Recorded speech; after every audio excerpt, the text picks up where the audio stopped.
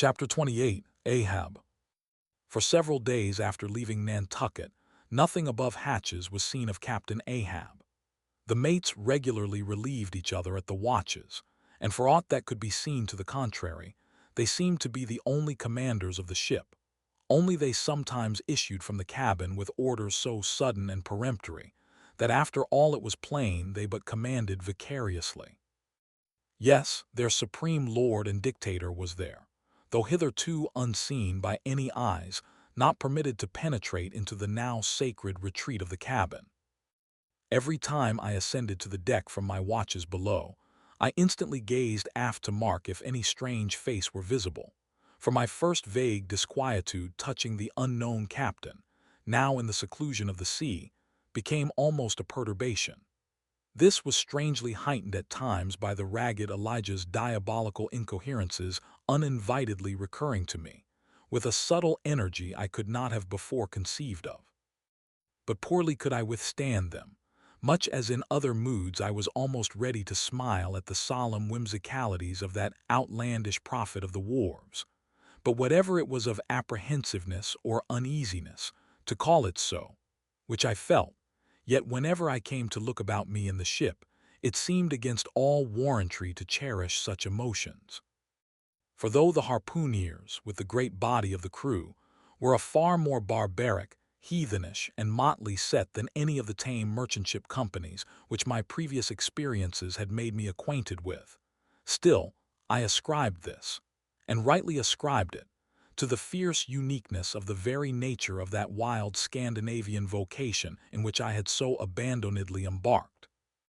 But it was especially the aspect of the three chief officers of the ship, the mates, which was most forcibly calculated to allay these colorless misgivings, and induce confidence and cheerfulness in every presentment of the voyage. Three better, more likely sea officers and men, each in his own different way, could not readily be found, and they were every one of them Americans, a Nantucketer, a Vineyarder, a Cape man. Now, it being Christmas when the ship shot from out her harbor, for a space we had biting polar weather, though all the time running away from it to the southward, and by every degree and minute of latitude which we sailed, gradually leaving that merciless winter and all its intolerable weather behind us. It was one of those less lowering, but still gray and gloomy enough mornings of the transition, when with a fair wind the ship was rushing through the water with a vindictive sort of leaping and melancholy rapidity, that as I mounted to the deck at the call of the forenoon watch, so soon as I leveled my glance towards the taffrail, foreboding shivers ran over me. Reality outran apprehension. Captain Ahab stood upon his quarterdeck. There seemed no sign of common bodily illness about him, nor of the recovery from any. He looked like a man cut away from the stake, when the fire has overrunningly wasted all the limbs without consuming them, or taking away one particle from their compacted aged robustness. His whole high, broad form seemed made of solid bronze, and shaped in an unalterable mold, like Cellini's cast Perseus. Threading its way out from among his gray hairs, and continuing right down one side of his tawny, scorched face and neck, till it disappeared in his clothing, you saw a slender rod-like mark, lividly whitish. It resembled that perpendicular seam sometimes made in the straight, lofty trunk of a great tree, when the upper lightning tearingly darts down it, and without wrenching a single twig, peels and grooves out the bark from top to bottom, ere running off into the soil, leaving the tree still greenly alive, but branded. Whether that mark was born with him, or whether it was the scar left by some desperate wound, no one could certainly say. By some tacit consent, throughout the voyage little or no allusion was made to it, especially by the mates. But once Tashtego's senior, an old gay-head Indian among the crew, superstitiously asserted that not till he was full 40 years old did Ahab become that way branded, and then it came upon him, not in the fury of any mortal fray, but in an elemental strife at sea. Yet this wild hint seemed inferentially negatived by what a gray Manxman insinuated, an old sepulchral man, who, having never before sailed out of Nantucket, had never ere this laid eye upon wild Ahab. Nevertheless, the old sea traditions, the immemorial credulities, popularly invested this old Manxman with preternatural powers of discernment, so that no white sailor seriously contradicted him when he said that if ever Captain Ahab should be tranquilly laid out, which might hardly come to pass, so he muttered, then whoever should do that last office for the dead would find a birthmark on him from crown to sole. So powerfully did the whole grim aspect of Ahab affect me, and the livid brand which streaked it, that for the first few moments I hardly noted that not a little of this overbearing grimness was owing to the barbaric white leg upon which he partly stood. It had previously come to me that this ivory leg had at sea been fashioned from the polished bone of the sperm whale's jaw. "Aye, he was dismasted off Japan," said the old gay-head Indian once, "but like his dismasted craft, he shipped another mast without coming home for it. He has a quiver of 'em." I was struck with the singular posture he maintained. Upon each side of the Pequod's quarter deck, and pretty close to the mizzen shrouds, there was an auger hole, bored about half an inch or so into the plank. His bone leg steadied in that hole, one arm elevated and holding by a shroud, Captain Ahab stood erect, looking straight out beyond the ship's ever-pitching prow. There was an infinity of firmest fortitude, a determinate, unsurrenderable willfulness, in the fixed and fearless forward dedication of that glance. Not a word he spoke, nor did his officers say aught to him, though by all their minutest gestures and expressions they plainly showed the uneasy, if not painful, consciousness of being under a troubled master-eye. And not only that, but moody, stricken Ahab stood before them with a crucifixion in his face, in all the nameless, regal, overbearing dignity of some mighty woe. Ere long, from his first visit in the air, he withdrew into his cabin, but after that morning he was every day visible to the crew, either standing in his pivot hole, or seated upon an ivory stool he had, or heavily walking the deck. As the sky grew less gloomy, indeed began to grow a little genial, he became still less and less a recluse, as if, when the ship had sailed from home, nothing but the dead wintry bleakness of the sea had then kept him so secluded.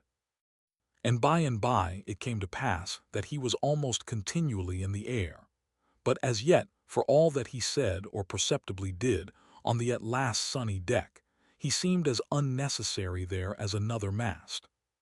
But the Pequod was only making a passage now, not regularly cruising. Nearly all whaling preparatives needing supervision the mates were fully competent to, so that there was little or nothing out of himself to employ or excite Ahab now, and thus chase away, for that one interval, the clouds that layer upon layer were piled upon his brow, as ever all clouds choose the loftiest peaks to pile themselves upon. Nevertheless, ere long, the warm, warbling persuasiveness of the pleasant, holiday weather we came to, seemed gradually to charm him from his mood. For, as when the red-cheeked dancing girls April and May trip home to the wintry misanthropic woods, even the barest, ruggedest, most thunder-cloven old oak will at least send forth some few green sprouts to welcome such glad-hearted visitants, so Ahab did, in the end, a little respond to the playful allurings of that girlish air.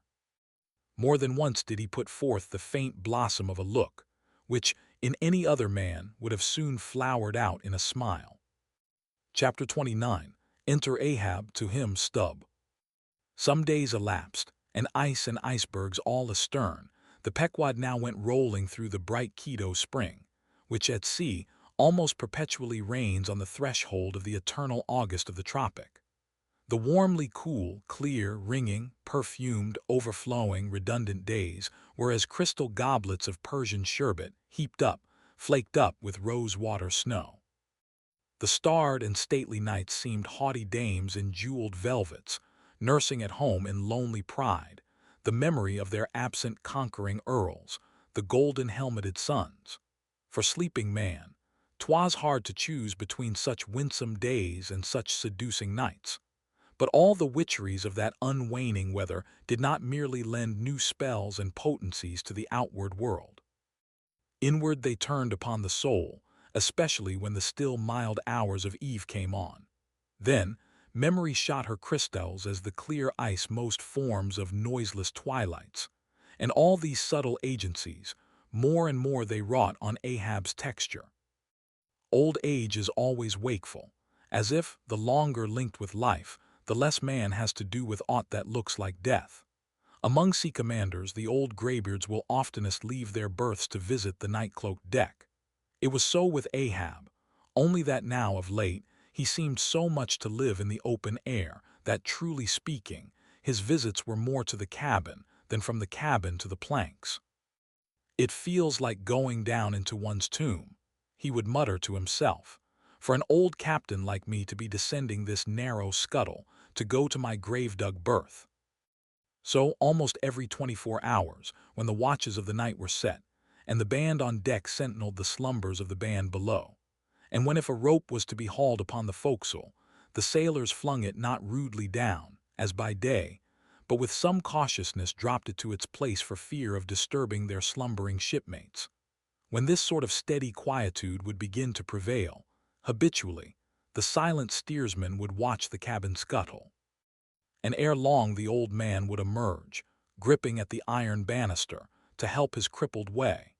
Some considering touch of humanity was in him, for at times like these, he usually abstained from patrolling the quarterdeck, because to his wearied mates, seeking repose within 6 inches of his ivory heel, such would have been the reverberating crack and din of that bony step, that their dreams would have been on the crunching teeth of sharks. But once the mood was on him too deep for common regardings, and as with heavy, lumber-like pace he was measuring the ship from taffrail to mainmast, Stubb, the old second mate, came up from below, with a certain unassured, deprecating humorousness, hinted that if Captain Ahab was pleased to walk the planks, then no one could say nay. But there might be some way of muffling the noise, hinting something indistinctly and hesitatingly about a globe of tow, and the insertion into it of the ivory heel. "Ah, Stubb, thou didst not know Ahab then?" "Am I a cannonball, Stubb," said Ahab, "that thou wouldst wad me that fashion? But go thy ways, I had forgot. Below to thy nightly grave, where such as ye sleep between shrouds to use ye to the filling one at last. Down, dog and kennel."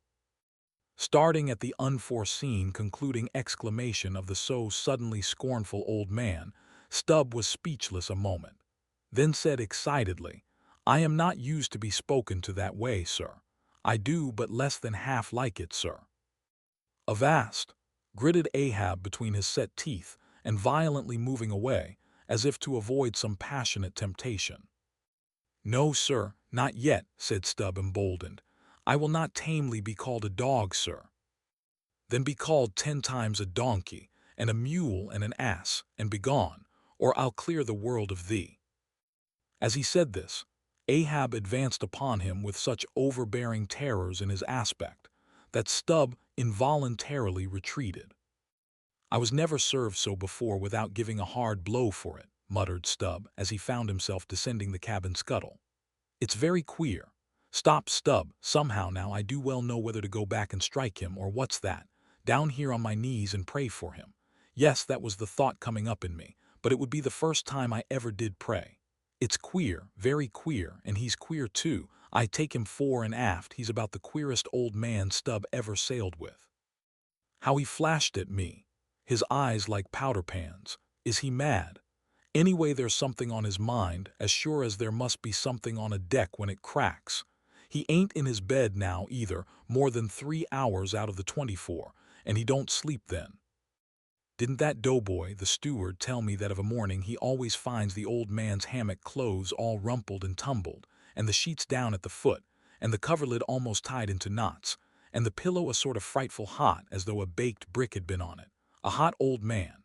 I guess he's got what some folks ashore call a conscience. It's a kind of tick-dolly-row, they say, worse nor a toothache. Well, well, I don't know what it is, but the Lord keep me from catching it. He's full of riddles. I wonder what he goes into the after-hold for every night, as Doughboy tells me he suspects. What's that for, I should like to know? Who made appointments with him in the hold? Ain't that queer now? But there's no telling, it's the old game, here goes for a snooze. Damn me, it's worth a fellow's while to be born into the world if only to fall right asleep. And now that I think of it, that's about the first thing bobbies do, and that's a sort of queer, too. Damn me, but all things are queer, come to think of 'em. But that's against my principles. Think not is my 11th commandment, and sleep when you can is my 12th, so here goes again. But how's that? Didn't he call me a dog? Blazes. He called me 10 times a donkey and piled a lot of jackasses on top of that. He might as well have kicked me and done with it. Maybe he did kick me and I didn't observe it. I was so taken all aback with his brow somehow. It flashed like a bleached bone. What the devil's the matter with me? I don't stand right on my legs. Coming afoul of that old man has a sort of turned me wrong side out. By the Lord, I must have been dreaming, though. How? But the only way's to stash it, so here goes to hammock again.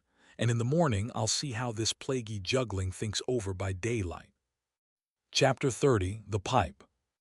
When Stubb had departed, Ahab stood for a while leaning over the bulwarks, and then, as had been usual with him of late, calling a sailor of the watch, he sent him below for his ivory stool and also his pipe. Lighting the pipe at the binnacle lamp and planting the stool on the weather side of the deck, he sat and smoked. In Old Norse times, the thrones of the sea-loving Danish kings were fabricated, saith tradition, of the tusks of the narwhal. How could one look at Ahab then, seated on that tripod of bones, without bethinking him of the royalty it symbolized? For a Khan of the plank and a king of the sea and a great lord of Leviathans was Ahab. Some moments passed, during which the thick vapor came from his mouth in quick and constant puffs which blew back again into his face. How now, he soliloquized at last, withdrawing the tube, this smoking no longer soothes. Oh, my pipe, hard must it go with me if thy charm be gone.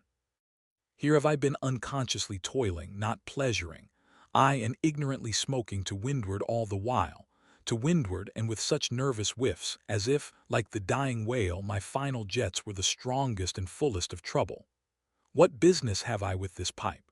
This thing that is meant for sereneness, to send up mild white vapors among mild white hairs, not among torn iron-gray locks like mine.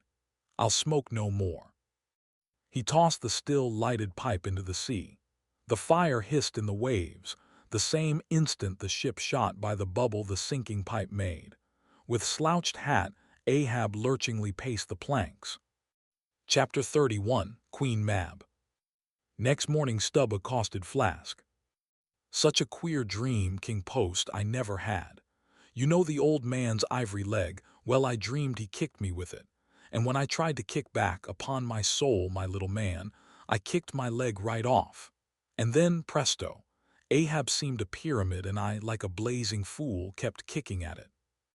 But what was still more curious, Flask, you know how curious all dreams are, through all this rage that I was in, I somehow seemed to be thinking to myself, that after all it was not much of an insult, that kick from Ahab. Why, thinks I, what's the row? It's not a real leg, only a false leg. And there's a mighty difference between a living thump and a dead thump. That's what makes a blow from the hand, Flask, 50 times more savage to bear than a blow from a cane. The living member, that makes the living insult, my little man. And thinks I to myself all the while, mind, while I was stubbing my silly toes against that cursed pyramid. So confoundedly contradictory was it all the while I say I was thinking to myself, what's his leg now but a cane, a whalebone cane? Yes, thinks I, it was only a playful cudgeling, in fact only a whaleboning that he gave me, not a base kick. Besides, thinks I, look at it once. Why, the end of it, the foot part, what a small sort of end it is, whereas if a broad-footed farmer kicked me there's a devilish broad insult. But this insult is whittled down to a point only. But now comes the greatest joke of the dream, Flask. While I was battering away at the pyramid, a sort of badger-haired old merman with a hump on his back takes me by the shoulders and slews me round. What are you 'bout? Says he. Slid, man, but I was frightened. Such a fizz, but somehow next moment I was over the fright. What am I about? Says I at last. And what business is that of yours, I should like to know, Mr. Humpback? Do you want a kick? By the Lord, Flask, I had no sooner said that than he turned round his stern to me, bent over and dragging up a lot of seaweed he had for a clout. What do you think I saw? Why, thunder alive, man, his stern was stuck full of marlinspikes with the points out. Says I, on second thoughts, I guess I won't kick you, old fellow." "Why, Stubb," said he, "why, Stubb," and kept muttering it all the time, a sort of eating of his own gums like a chimney hag. Seeing he wasn't going to stop saying over his why, Stubb, I thought I might as well fall to kicking the pyramid again. But I had only just lifted my foot for it when he roared out, "Stop that kicking." "Halloa," says I, "what's the matter now, old fellow?" "Look ye here," says he, "let's argue the insult. Captain Ahab kicked ye, didn't he?" "Yes, he did," says I, "right here it was." "Very good," says he used his ivory leg, didn't he?" "Yes, he did," says I. "Well then," says he, "why, Stubb, what have you to complain of? Didn't he kick with right good will? It wasn't a common pitch pine leg he kicked with, was it? No, you were kicked by a great man and with a beautiful ivory leg, Stubb. It's an honor, I consider it an honor. Listen, why, Stubb. In old England the greatest lords think it great glory to be slapped by a queen and made garter knights of. But be your boast, Stubb, that you were kicked by old Ahab and made a wise man of. Remember what I say, be kicked by him, account his kicks honors, and on no account kick back, for you can't help yourself, wise Stubb. Don't you see that pyramid?" With that he all of a sudden seemed somehow in some queer fashion to swim off into the air. I snored, rolled over, and there I was in my hammock. Now what do you think of that dream, Flask? I don't know, it seems a sort of foolish to me though. Maybe, but it's made a wise man of me, Flask. D'ye see Ahab standing there sideways looking over the stern? Well, the best thing you can do, Flask, is to let the old man alone, never speak to him whatever he says. Halloa, what's that he shouts? Hark!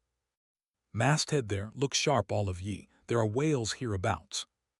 If ye see a white one, split your lungs for him. What do you think of that now, Flask? Ain't there a small drop of something queer about that, eh? A white whale, did ye mark that, man? Look ye, there's something special in the wind. Stand by for it, Flask. Ahab has that's bloody on his mind, but mum, he comes this way. Chapter 32, Cetology. Already we are boldly launched upon the deep, but soon we shall be lost in its unshored, harborless immensities. Ere that come to pass, ere the Pequod's weedy hull rolls side by side with the barnacled hulls of the Leviathan, at the outset, it is but well to attend to a matter almost indispensable to a thorough, appreciative understanding of the more special Leviathanic revelations and allusions of all sorts which are to follow. It is some systematized exhibition of the whale and his broad genera that I would now fain put before you. Yet is it no easy task. The classification of the constituents of a chaos, nothing less is here essayed. Listen to what the best and latest authorities have laid down. No branch of zoology is so much involved as that which is entitled cetology, says Captain Scoresby, A.D. 1820. It is not my intention, were it in my power, to enter into the inquiry as to the true method of dividing the cetacea into groups and families. Utter confusion exists among the historians of this animal, sperm whale, says Surgeon Beale, A.D. 1839. Unfitness to pursue our research in the unfathomable waters, impenetrable veil covering our knowledge of the cetacea, a field strewn with thorns. All these incomplete indications but serve to torture us naturalists. Thus speak of the whale, the great Cuvier, and John Hunter and Lesson, those lights of zoology and anatomy. Nevertheless, though of real knowledge there be little, yet of books there are a plenty, and so in some small degree with cetology or the science of whales. Many are the men, small and great, old and new, landsmen and seamen, who have at large or in little written of the whale. Run over a few: the authors of the Bible, Aristotle, Pliny, Aldrovandi, Sir Thomas Browne, Gesner, Ray, Linnaeus, Rondeletius, Willoughby, Green, Artedi, Sibbald, Brisson, Mart, Lasépede, Bonneterra, Desmarest, Baron Cuvier, Frederick Cuvier, John Hunter, Owen, Scoresby, Beale, Bennett, J. Ross Brown, the author of Miriam Coffin, Olmsted, and the Rev. T. Cheever. But to what ultimate generalizing purpose all these have written, the above cited extracts will show. Of the names in this list of whale authors, only those following Owen ever saw living whales, and but one of them was a real professional harpooner and whaleman. I mean Captain Scoresby. On the separate subject of the Greenland or right whale, he is the best existing authority. But Scoresby knew nothing and says nothing of the great sperm whale, compared with which the Greenland whale is almost unworthy mentioning. And here be it said that the Greenland whale is an usurper upon the throne of the seas. He is not even by any means the largest of the whales. Yet, owing to the long priority of his claims, and the profound ignorance which, till some 70 years back, invested the then fabulous or utterly unknown sperm whale, and which ignorance to this present day still reigns in all but some few scientific retreats and whale ports, this usurpation has been every way complete. Reference to nearly all the leviathanic allusions in the great poets of past days will satisfy you that the Greenland whale without one rival was to them the monarch of the seas. But the time has at last come for a new proclamation. This is Charing Cross.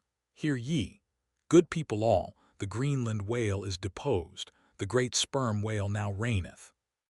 There are only 2 books in being which at all pretend to put the living sperm whale before you, and at the same time, in the remotest degree succeed in the attempt. Those books are Beale's and Bennett's, both in their time surgeons to English South Sea whale ships, and both exact and reliable men. The original matter touching the sperm whale to be found in their volumes is necessarily small, but so far as it goes, it is of excellent quality, though mostly confined to scientific description. As yet, however, the sperm whale, scientific or poetic, lives not complete in any literature. Far above all other hunted whales, his is an unwritten life. Now the various species of whales need some sort of popular comprehensive classification, if only an easy outline one for the present, hereafter to be filled in all its departments by subsequent laborers. As no better man advances to take this matter in hand, I hereupon offer my own poor endeavors. I promise nothing complete, because any human thing supposed to be complete must for that very reason infallibly be faulty. I shall not pretend to a minute anatomical description of the various species, or, in this place at least, to much of any description. My object here is simply to project the draft of a systematization of cetology. I am the architect, not the builder. But it is a ponderous task. No ordinary letter sorter in the post office is equal to it. To grope down into the bottom of the sea after them, to have one's hands among the unspeakable foundations, ribs, and very pelvis of the world, this is a fearful thing. What am I that I should essay to hook the nose of this Leviathan? The awful tauntings in Job might well appall me. Will he, the Leviathan, make a covenant with thee? Behold, the hope of him is vain. But I have swam through libraries and sailed through oceans. I have had to do with whales with these visible hands. I am in earnest, and I will try. There are some preliminaries to settle. First, the uncertain, unsettled condition of this science of cetology is in the very vestibule attested by the fact that in some quarters it still remains a moot point whether a whale be a fish. In his System of Nature, A.D. 1776, Linnaeus declares, "I hereby separate the whales from the fish." But of my own knowledge, I know that down to the year 1850, sharks and shad, alewives and herring, against Linnaeus's express edict, were still found dividing the possession of the same seas with the Leviathan. The grounds upon which Linnaeus would fain have banished the whales from the waters, he states as follows: on account of their warm bilocular heart, their lungs, their movable eyelids, their hollow ears, penem intrantum feminam mammis lactantum, and finally, ex lege naturae jure meritoque. I submitted all this to my friends Simeon Macy and Charlie Coffin, of Nantucket, both messmates of mine in a certain voyage, and they united in the opinion that the reasons set forth were altogether insufficient. Charlie profanely hinted they were humbug. Be it known that, waiving all argument, I take the good old-fashioned ground that the whale is a fish, and call upon holy Jonah to back me. This fundamental thing settled, the next point is, in what internal respect does the whale differ from other fish? Above, Linnaeus has given you those items, but in brief they are these: lungs and warm blood, whereas all other fish are lungless and cold-blooded. Next, how shall we define the whale by his obvious externals so as conspicuously to label him for all time to come? To be short, then, a whale is a spouting fish with a horizontal tail. There you have him. However contracted, that definition is the result of expanded meditation. A walrus spouts much like a whale, but the walrus is not a fish because he is amphibious. But the last term of the definition is still more cogent, as coupled with the first. Almost anyone must have noticed that all the fish familiar to landsmen have not a flat, but a vertical or up and down tail. Whereas, among spouting fish the tail, though it may be similarly shaped, invariably assumes a horizontal position. By the above definition of what a whale is, I do by no means exclude from the Leviathanic brotherhood any sea creature hitherto identified with the whale by the best informed Nantucketers, nor, on the other hand, link with it any fish hitherto authoritatively regarded as alien. Hence, all the smaller, spouting, and horizontal-tailed fish must be included in this ground plan of cetology. Now then, come the grand divisions of the entire whale host. I am aware that down to the present time, the fish styled lamatins and dugongs, pigfish and sowfish of the coffins of Nantucket, are included by many naturalists among the whales. But as these pigfish are a noisy, contemptible set, mostly lurking in the mouths of rivers and feeding on wet hay, and especially as they do not spout, I deny their credentials as whales, and have presented them with their passports to quit the kingdom of cetology. First, according to magnitude, I divide the whales into 3 primary books, subdivisible into chapters, and these shall comprehend them all, both small and large. I, the folio whale, I, the octavo whale, I, the duodecimo whale. As the type of the folio, I present the sperm whale, of the octavo, the grampus, of the duodecimo, the porpoise. FOLAOS. Among these I here include the following chapters. I, the sperm whale, I, the right whale, I, the finback whale, IV, the humpbacked whale, V, the razorback whale, VI, the sulfur bottom whale. Book I, folio, chapter I, sperm whale. This whale, among the English of old vaguely known as the trumpa whale, and the pfister whale and the anvil-headed whale, is the present cachalot of the French, and the potsfish of the Germans, and the macrocephalus of the long words. He is, without doubt, the largest inhabitant of the globe, the most formidable of all whales to encounter, the most majestic in aspect, and lastly, by far the most valuable in commerce, he being the only creature from which that valuable substance, spermaceti, is obtained. All his peculiarities will, in many other places, be enlarged upon. It is chiefly with his name that I now have to do. Philologically considered, it is absurd. Some centuries ago, when the sperm whale was almost wholly unknown in his own proper individuality, and when his oil was only accidentally obtained from the stranded fish, in those days spermaceti, it would seem, was popularly supposed to be derived from a creature identical with the one then known in England as the Greenland or right whale. It was the idea also that this same spermaceti was that quickening humor of the Greenland whale which the first syllable of the word literally expresses. In those times also, spermaceti was exceedingly scarce, not being used for light, but only as an ointment and medicament. It was only to be had from the druggists as you nowadays buy an ounce of rhubarb. When, as I opine, in the course of time, the true nature of spermaceti became known, its original name was still retained by the dealers, no doubt to enhance its value by a notion so strangely significant of its scarcity. And so the appellation must at last have come to be bestowed upon the whale from which this spermaceti was really derived. Book I, folio, chapter II, right whale. In one respect this is the most venerable of the leviathans, being the one first regularly hunted by man. It yields the article commonly known as whalebone or baleen, and the oil specially known as whale oil, an inferior article in commerce. Among the fishermen he is indiscriminately designated by all the following titles: the whale, the Greenland whale, the black whale, the great whale, the true whale, the right whale. There is a deal of obscurity concerning the identity of the species thus multitudinously baptized. What then is the whale, which I include in the second species of my folios? It is the great mysticus of the English naturalists, the Greenland whale of the English whalemen, the baleine ordinaire of the French whalemen, the Growland's wallfish of the Swedes.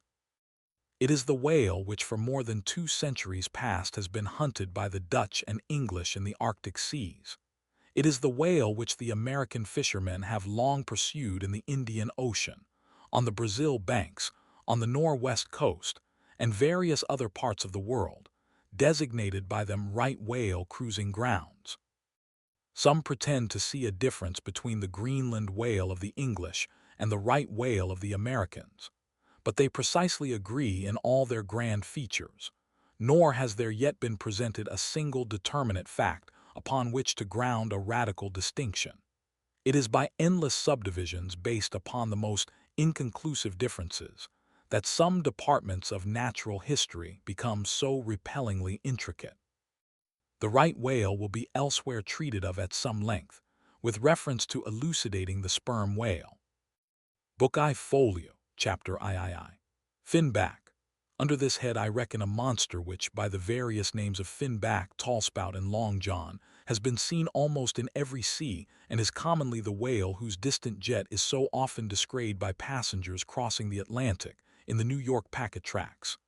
In the length he attains, and in his baleen, the finback resembles the right whale, but is of a less portly girth and a lighter color approaching to olive. His great lips present a cable-like aspect, formed by the intertwisting, slanting folds of large wrinkles. His grand distinguishing feature, the fin from which he derives his name, is often a conspicuous object. This fin is some 3 or 4 feet long, growing vertically from the hinder part of the back, of an angular shape, and with a very sharp pointed end. Even if not the slightest other part of the creature be visible, this isolated fin will, at times, be seen plainly projecting from the surface. When the sea is moderately calm and slightly marked with spherical ripples, and this gnomon-like fin stands up and casts shadows upon the wrinkled surface, it may well be supposed that the watery circle surrounding it somewhat resembles a dial, with its style and wavy hour lines graved on it. On that ahas dial the shadow often goes back. The finback is not gregarious. He seems a whale-hater, as some men are man-haters. Very shy, always going solitary, unexpectedly rising to the surface in the remotest and most sullen waters, his straight and single lofty jet rising like a tall misanthropic spear upon a barren plain, gifted with such wondrous power and velocity in swimming as to defy all present pursuit from man. This Leviathan seems the banished and unconquerable Cain of his race, bearing for his mark that style upon his back.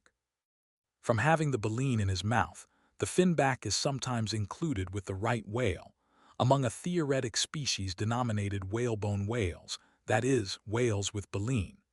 Of these so-called whalebone whales, there would seem to be several varieties, most of which, however, are little known. Broad-nosed whales and beaked whales, pike-headed whales, bunched whales, underjawed whales, and rostrated whales are the fishermen's names for a few sorts. In connection with this appellative of whalebone whales, it is of great importance to mention that however such a nomenclature may be convenient in facilitating allusions to some kind of whales, yet it is in vain to attempt a clear classification of the Leviathan, founded upon either his baleen, or hump, or fin, or teeth.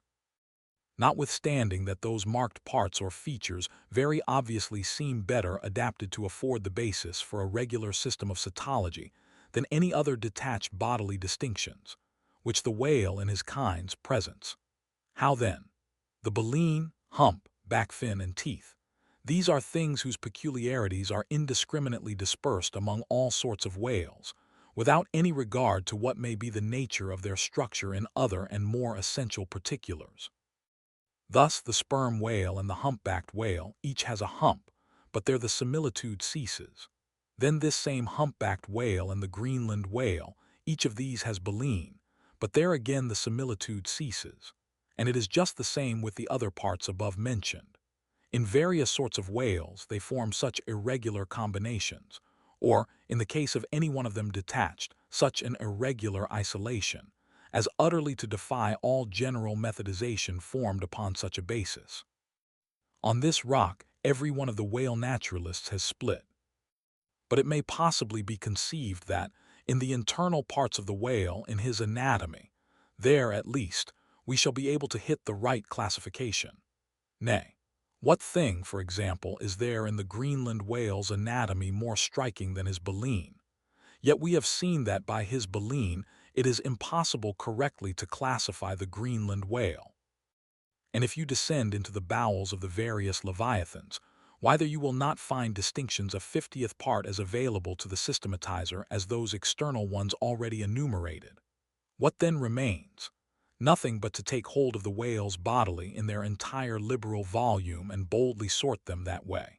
And this is the bibliographical system here adopted, and it is the only one that can possibly succeed, for it alone is practicable. To proceed. Book I Folio, Chapter IV, Humpback. This whale is often seen on the northern American coast. He has been frequently captured there and towed into harbor. He has a great pack on him like a peddler, or you might call him the elephant and castle whale. At any rate, the popular name for him does not sufficiently distinguish him, since the sperm whale also has a hump, though a smaller one. His oil is not very valuable. He has baleen. He is the most gamesome and light-hearted of all the whales, making more gay foam and white water generally than any other of them. Book I Folio, Chapter V, Razorback. Of this whale little is known but his name. I have seen him at a distance off Cape Horn. Of a retiring nature, he eludes both hunters and philosophers. Though no coward, he has never yet shown any part of him but his back, which rises in a long, sharp ridge. Let him go. I know little more of him, nor does anybody else. Book I Folio, Chapter VI, Sulphur Bottom. Another retiring gentleman with a brimstone belly, doubtless got by scraping along the Tartarian tiles in some of his profounder divings. He is seldom seen. At least I have never seen him except in the remoter southern seas, and then always at too great a distance to study his countenance. He is never chased. He would run away with rope walks of line. Prodigies are told of him. Adieu, Sulphur Bottom. I can say nothing more that is true of ye, nor can the oldest Nantucketer. Thus ends Book I Folio, and now begins Book II, Octavo. Octavos, asterisk, these embrace the whales of middling magnitude, among which present may be numbered I, the grampus, II, the blackfish, III, the narwhal, IV, the thrasher, V, the killer. Why this book of whales is not denominated the quarto is very plain.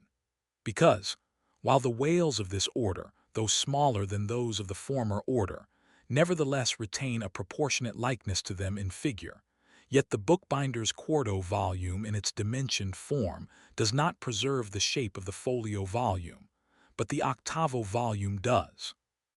Book II, Octavo, Chapter I, Grampus. Though this fish, whose loud sonorous breathing, or rather blowing, has furnished a proverb to landsmen, is so well known a denizen of the deep, yet is he not popularly classed among whales. But possessing all the grand distinctive features of the Leviathan, most naturalists have recognized him for one. He is of moderate octavo size, varying from 15 to 25 feet in length, and of corresponding dimensions round the waist. He swims in herds. He is never regularly hunted, though his oil is considerable in quantity and pretty good for light. By some fishermen his approach is regarded as premonitory of the advance of the great sperm whale. Book II, Octavo, Chapter II, Blackfish.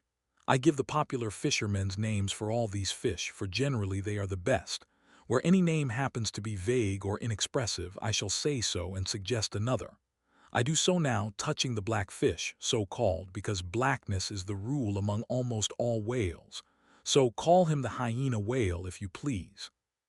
His veracity is well known, and from the circumstance that the inner angles of his lips are curved upwards, he carries an everlasting Mephistophelian grin on his face. This whale averages some 16 or 18 feet in length. He is found in almost all latitudes. He has a peculiar way of showing his dorsal hooked fin in swimming, which looks something like a Roman nose.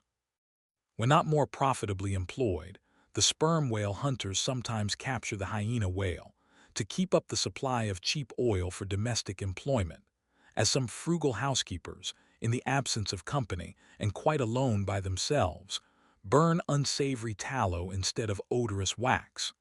Though their blubber is very thin, some of these whales will yield you upwards of 30 gallons of oil. Book II, Octavo, Chapter III. Narwhal, that is, nostril whale. Another instance of a curiously named whale, so named I suppose from his peculiar horn being originally mistaken for a peaked nose. The creature is some 16 feet in length, while its horn averages 5 feet, though some exceed 10, and even attain to 15 feet. Strictly speaking, this horn is but a lengthened tusk, growing out from the jaw in a line a little depressed from the horizontal. But it is only found on the sinister side, which has an ill effect, giving its owner something analogous to the aspect of a clumsy left-handed man. What precise purpose this ivory horn or lance answers, it would be hard to say. It does not seem to be used like the blade of the swordfish and billfish, though some sailors tell me that the narwhal employs it for a rake in turning over the bottom of the sea for food. Charlie Coffin said it was used for an ice piercer, for the narwhal, rising to the surface of the polar sea and finding it sheeted with ice, thrusts his horn up and so breaks through. But you cannot prove either of these surmises to be correct. My own opinion is that however this one-sided horn may really be used by the narwhal, however that may be, it would certainly be very convenient to him for a folder in reading pamphlets. The narwhal I have heard called the tusked whale, the horned whale, and the unicorn whale. He is certainly a curious example of the unicornism to be found in almost every kingdom of animated nature. From certain cloistered old authors, I have gathered that this same sea unicorn's horn was in ancient days regarded as the great antidote against poison, and as such, preparations of it brought immense prices. It was also distilled to a volatile salts for fainting ladies, the same way that the horns of the male deer are manufactured into hartshorn. Originally, it was in itself accounted an object of great curiosity. Black Letter tells me that Sir Martin Frobisher, on his return from that voyage, when Queen Bess did gallantly wave her jeweled hand to him from a window of Greenwich Palace, as his bold ship sailed down the Thames. When Sir Martin returned from that voyage, saith Black Letter, on bended knees he presented to her Highness a prodigious long horn of the narwhal, which for a long period after hung in the castle at Windsor. An Irish author avers that the Earl of Leicester, on bended knees, did likewise present to her Highness another horn, pertaining to a land beast of the unicorn nature. The narwhal has a very picturesque leopard-like look, being of a milk-white ground color, dotted with round and oblong spots of black. His oil is very superior, clear and fine, but there is little of it, and he is seldom hunted. He is mostly found in the circumpolar seas. Book II, Octavo, Chapter IV, Killer. Of this whale little is precisely known to the Nantucketer and nothing at all to the professed naturalist. From what I have seen of him at a distance, I should say that he was about the bigness of a grampus. He is very savage, a sort of Fiji fish. He sometimes takes the great folio whales by the lip and hangs there like a leech till the mighty brute is worried to death. The killer is never hunted. I never heard what sort of oil he has. Exception might be taken to the name bestowed upon this whale, on the ground of its indistinctness. For we are all killers on land and on sea, Bonapartes and sharks included. Book II, Octavo, Chapter V, Thrasher. This gentleman is famous for his tail, which he uses for a ferrule in thrashing his foes. He mounts the folio whale's back, and as he swims, he works his passage by flogging him, as some schoolmasters get along in the world by a similar process. Still less is known of the thrasher than of the killer. Both are outlaws, even in the lawless seas.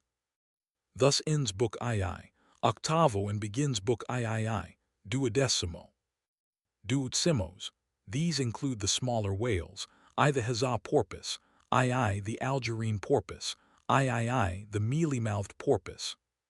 To those who have not chanced specially to study the subject, it may possibly seem strange that fishes not commonly exceeding 4 or 5 feet should be marshaled among whales, a word which, in the popular sense, always conveys an idea of hugeness. But the creatures set down above as duodecimos are infallibly whales, by the terms of my definition of what a whale is, i.e. a spouting fish, with a horizontal tail. Book III, Duodecimo, Chapter 1. Huzzah porpoise. This is the common porpoise found almost all over the globe. The name is of my own bestowal, for there are more than one sort of porpoises, and something must be done to distinguish them. I call him thus because he always swims in hilarious shoals, which upon the broad sea keep tossing themselves to heaven like caps in a 4th of July crowd. Their appearance is generally hailed with delight by the mariner.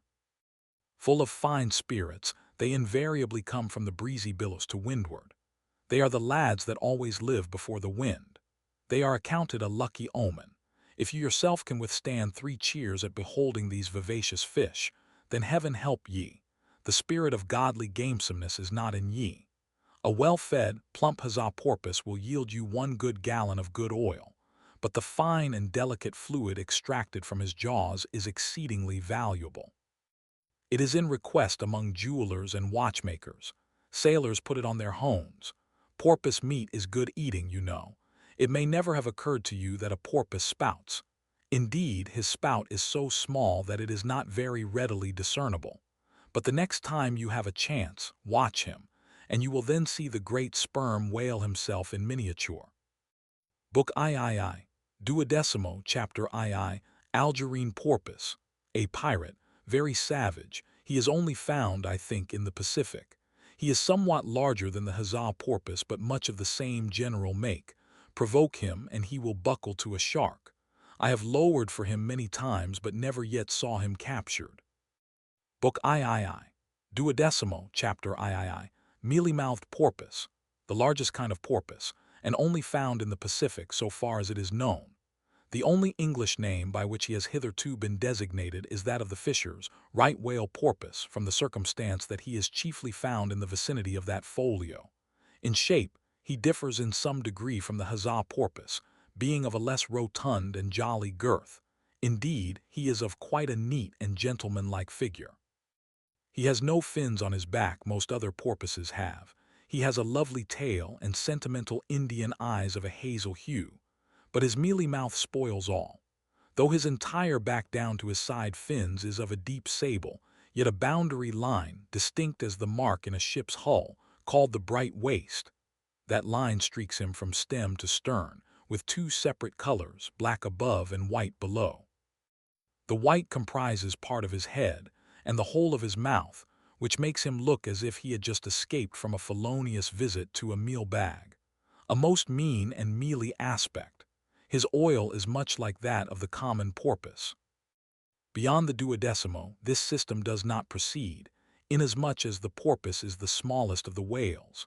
Above, you have all the leviathans of note, but there are a rabble of uncertain, fugitive, half-fabulous whales, which, as an American whaleman, I know by reputation, but not personally. I shall enumerate them by their forecastle appellations, for possibly such a list may be valuable to future investigators, who may complete what I have here but begun.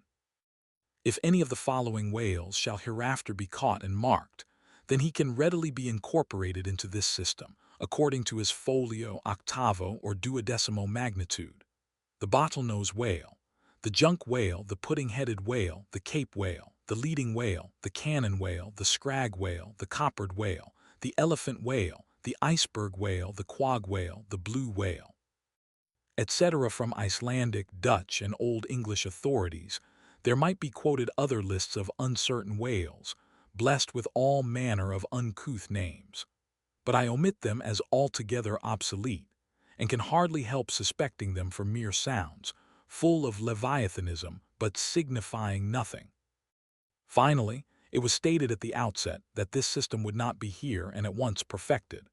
You cannot but plainly see that I have kept my word, but I now leave my cetological system standing thus unfinished, even as the great cathedral of Cologne was left, with the crane still standing upon the top of the uncompleted tower.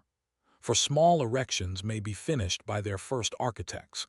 grand ones, true ones, ever leave the copestone to posterity. God keep me from ever completing anything. This whole book is but a draft, nay, but the draft of a draft. Oh, time, strength, cash, and patience. Chapter 33. The Specksnider. Concerning the officers of the whale craft, this seems as good a place as any to set down a little domestic peculiarity on shipboard, arising from the existence of the harpooner class of officers, a class unknown, of course, in any other marine than the whale fleet. The large importance attached to the harpooner's vocation is evinced by the fact that originally in the old Dutch fishery, 2 centuries and more ago, the command of a whale ship was not wholly lodged in the person now called the captain, but was divided between him and an officer called the Specksnider.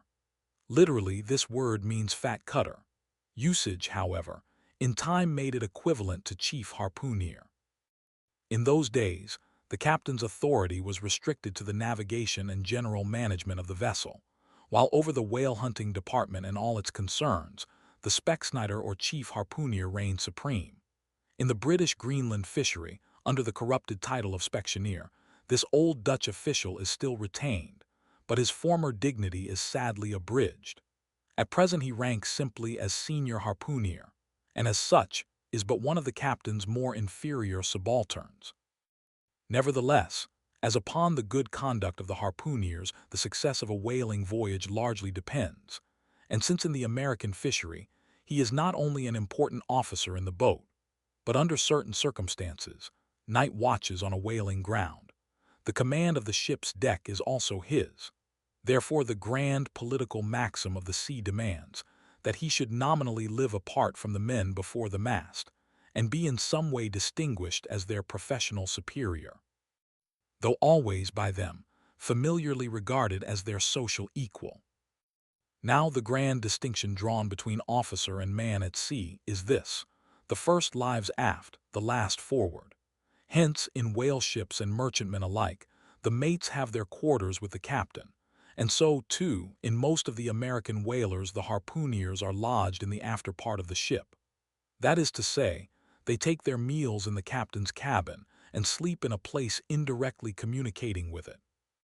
Though the long period of a southern whaling voyage, by far the longest of all voyages now or ever made by man, the peculiar perils of it, and the community of interest prevailing among a company, all of whom, high or low, depend for their profits, not upon fixed wages, but upon their common luck, together with their common vigilance, intrepidity, and hard work. Though all these things do in some cases tend to beget a less rigorous discipline than in merchantmen generally. Yet never mind how much like an old Mesopotamian family these whalemen may, in some primitive instances, live together.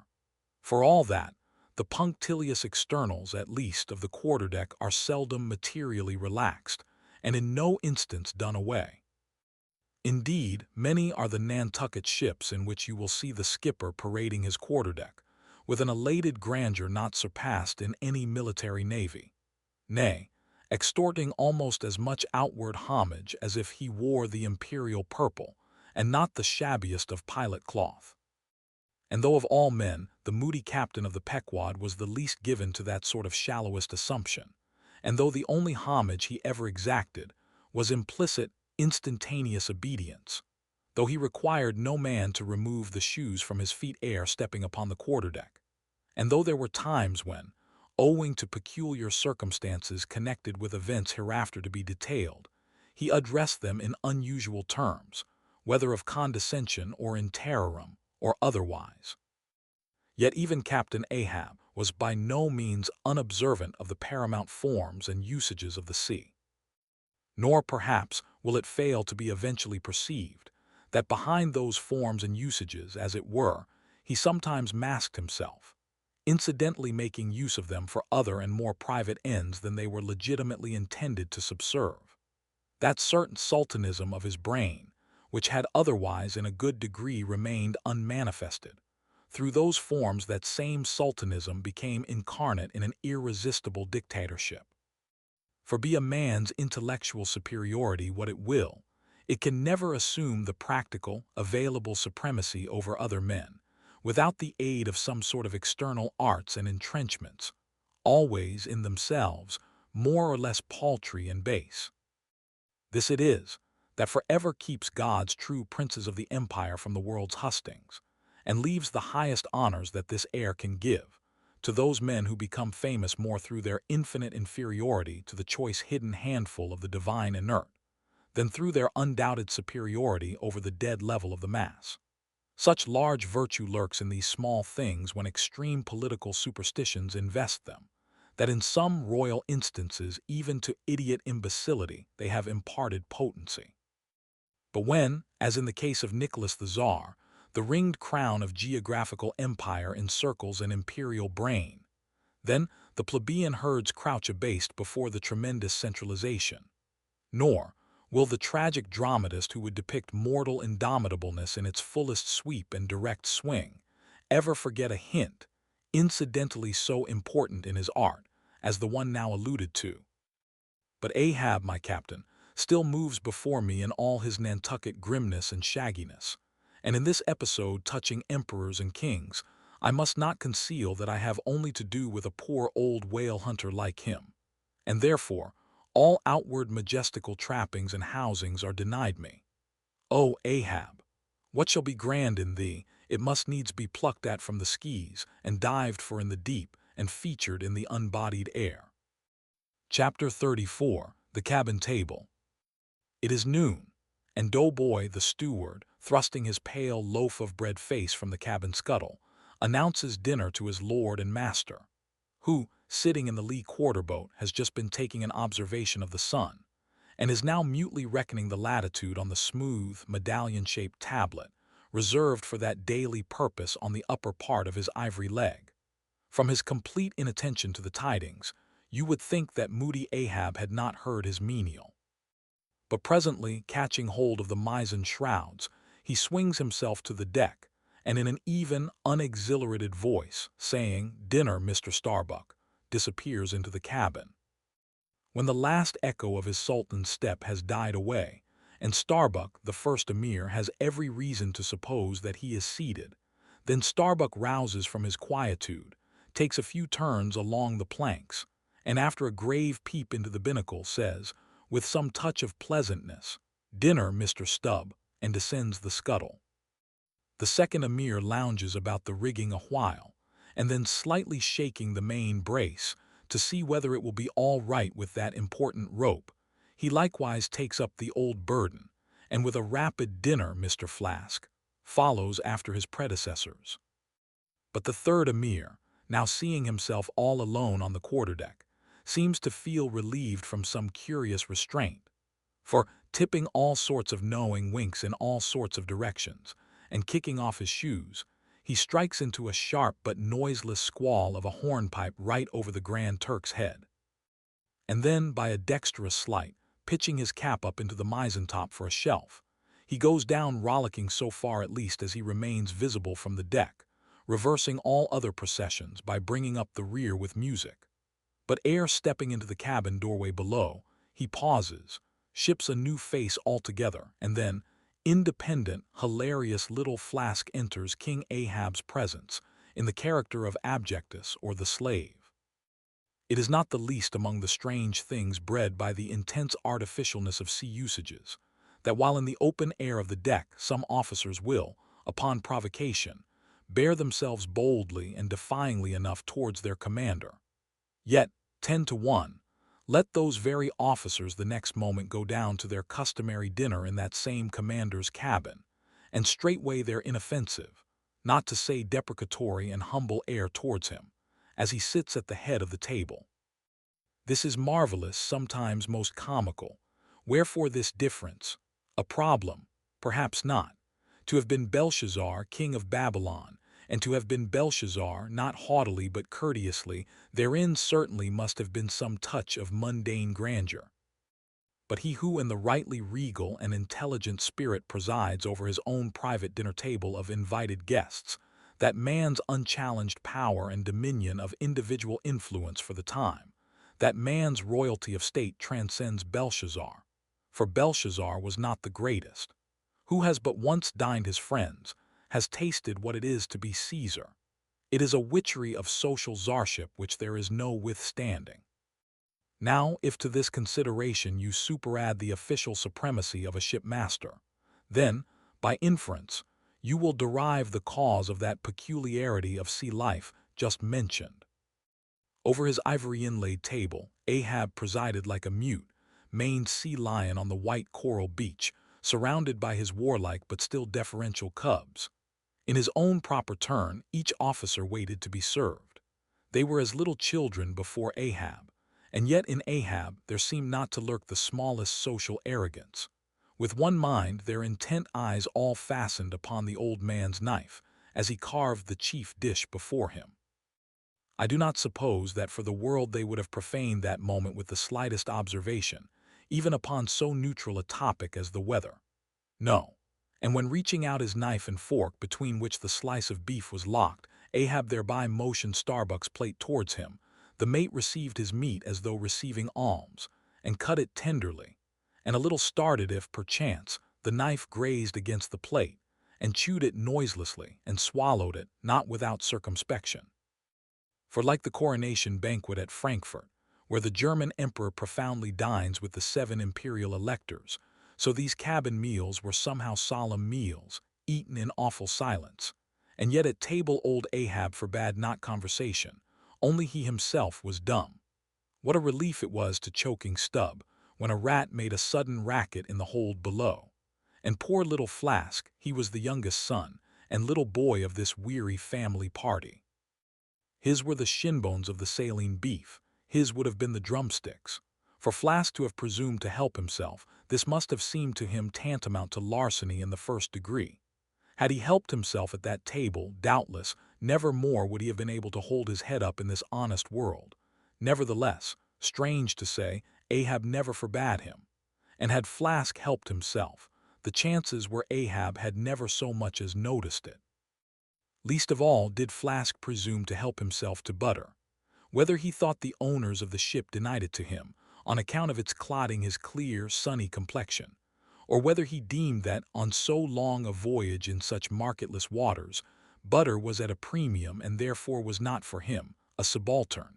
However it was, Flask, alas, was a butterless man.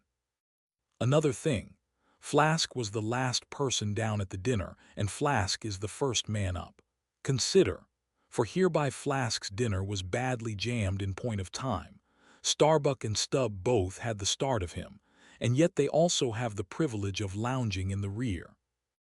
If Stubb even, who is but a peg higher than Flask, happens to have but a small appetite, and soon shows symptoms of concluding his repast, then Flask must bestir himself.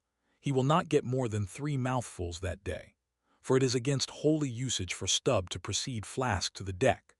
Therefore it was that Flask once admitted in private that ever since he had arisen to the dignity of an officer, from that moment he had never known what it was to be otherwise than hungry, more or less.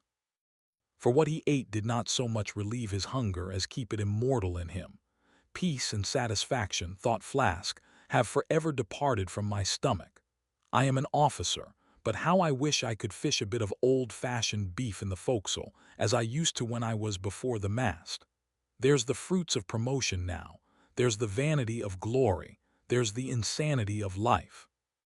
Besides, if it were so that any mere sailor of the Pequod had a grudge against Flask in Flask's official capacity, all that sailor had to do, in order to obtain ample vengeance, was to go aft at dinner-time, and get a peep at Flask through the cabin skylight, sitting silly and dumbfoundered before awful Ahab. Now, Ahab and his 3 mates formed what may be called the first table in the Pequod's cabin. After their departure, taking place in inverted order to their arrival, the canvas cloth was cleared, or rather was restored to some hurried order by the pallid steward, and then the 3 harpooneers were bidden to the feast, they being its residuary legatees. They made a sort of temporary servants' hall of the high and mighty cabin. In strange contrast to the hardly tolerable constraint and nameless invisible domineerings of the captain's table, was the entire carefree license and ease, the almost frantic democracy of those inferior fellows the harpooneers.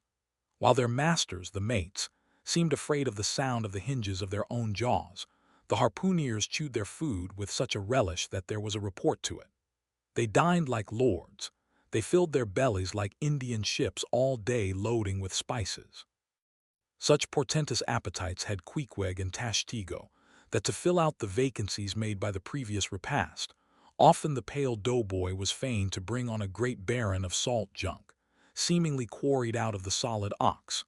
And if he were not lively about it, if he did not go with a nimble hop-skip-and-jump, then Tashtego had an ungentlemanly way of accelerating him by darting a fork at his back, harpoon-wise. And once Daggoo, seized with a sudden humor, assisted Doughboy's memory by snatching him up bodily and thrusting his head into a great empty wooden trencher, while Tashtego, knife in hand, began laying out the circle preliminary to scalping him. He was naturally a very nervous, shuddering sort of little fellow, this bread-faced steward, the progeny of a bankrupt baker and a hospital nurse. And what with the standing spectacle of the black terrific Ahab, and the periodical tumultuous visitations of these three savages, Doughboy's whole life was one continual lip quiver. Commonly, after seeing the harpooneers furnished with all things they demanded, he would escape from their clutches into his little pantry adjoining, and fearfully peep out at them through the blinds of its door, till all was over. It was a sight to see Queequeg seated over against Tashtego, opposing his filed teeth to the Indians. Crosswise to them, Daggoo seated on the floor, for a bench would have brought his hearse-plumed head to the low car lines, at every motion of his colossal limbs, making the low cabin framework to shake, as when an African elephant goes passenger in a ship. But for all this, the great Negro was wonderfully abstemious, not to say dainty. It seemed hardly possible that by such comparatively small mouthfuls he could keep up the vitality diffused through so broad, baronial, and superb a person. But doubtless, this noble savage fed strong and drank deep of the abounding element of air, and through his dilated nostrils snuffed in the sublime life of the worlds. Not by beef or by bread are giants made or nourished. But Queequeg, he had a mortal, barbaric smack of the lip in eating, an ugly sound enough, so much so, that the trembling doughboy almost looked to see whether any marks of teeth lurked in his own lean arms. And when he would hear Tashtego singing out for him to produce himself, that his bones might be picked, the simple-witted steward all but shattered the crockery hanging round him in the pantry by his sudden fits of the palsy. Nor did the whetstone which the harpooneers carried in their pockets for their lances and other weapons, and with which whetstones at dinner they would ostentatiously sharpen their knives, that grating sound did not at all tend to tranquilize poor Doughboy. How could he forget that in his island days, Queequeg, for one, must certainly have been guilty of some murderous convivial indiscretions? Alas, Doughboy, hard fares the white waiter who waits upon cannibals. Not a napkin should he carry on his arm, but a buckler. In good time, though, to his great delight, the three salt-sea warriors would rise and depart, to his credulous, fable-mongering ears, all their martial bones jingling in them at every step, like Moorish cimeters in scabbards. But though these barbarians dined in the cabin and nominally lived there, still, being anything but sedentary in their habits, they were scarcely ever in it except at meal-times, and just before sleeping time, when they passed through it to their own peculiar quarters.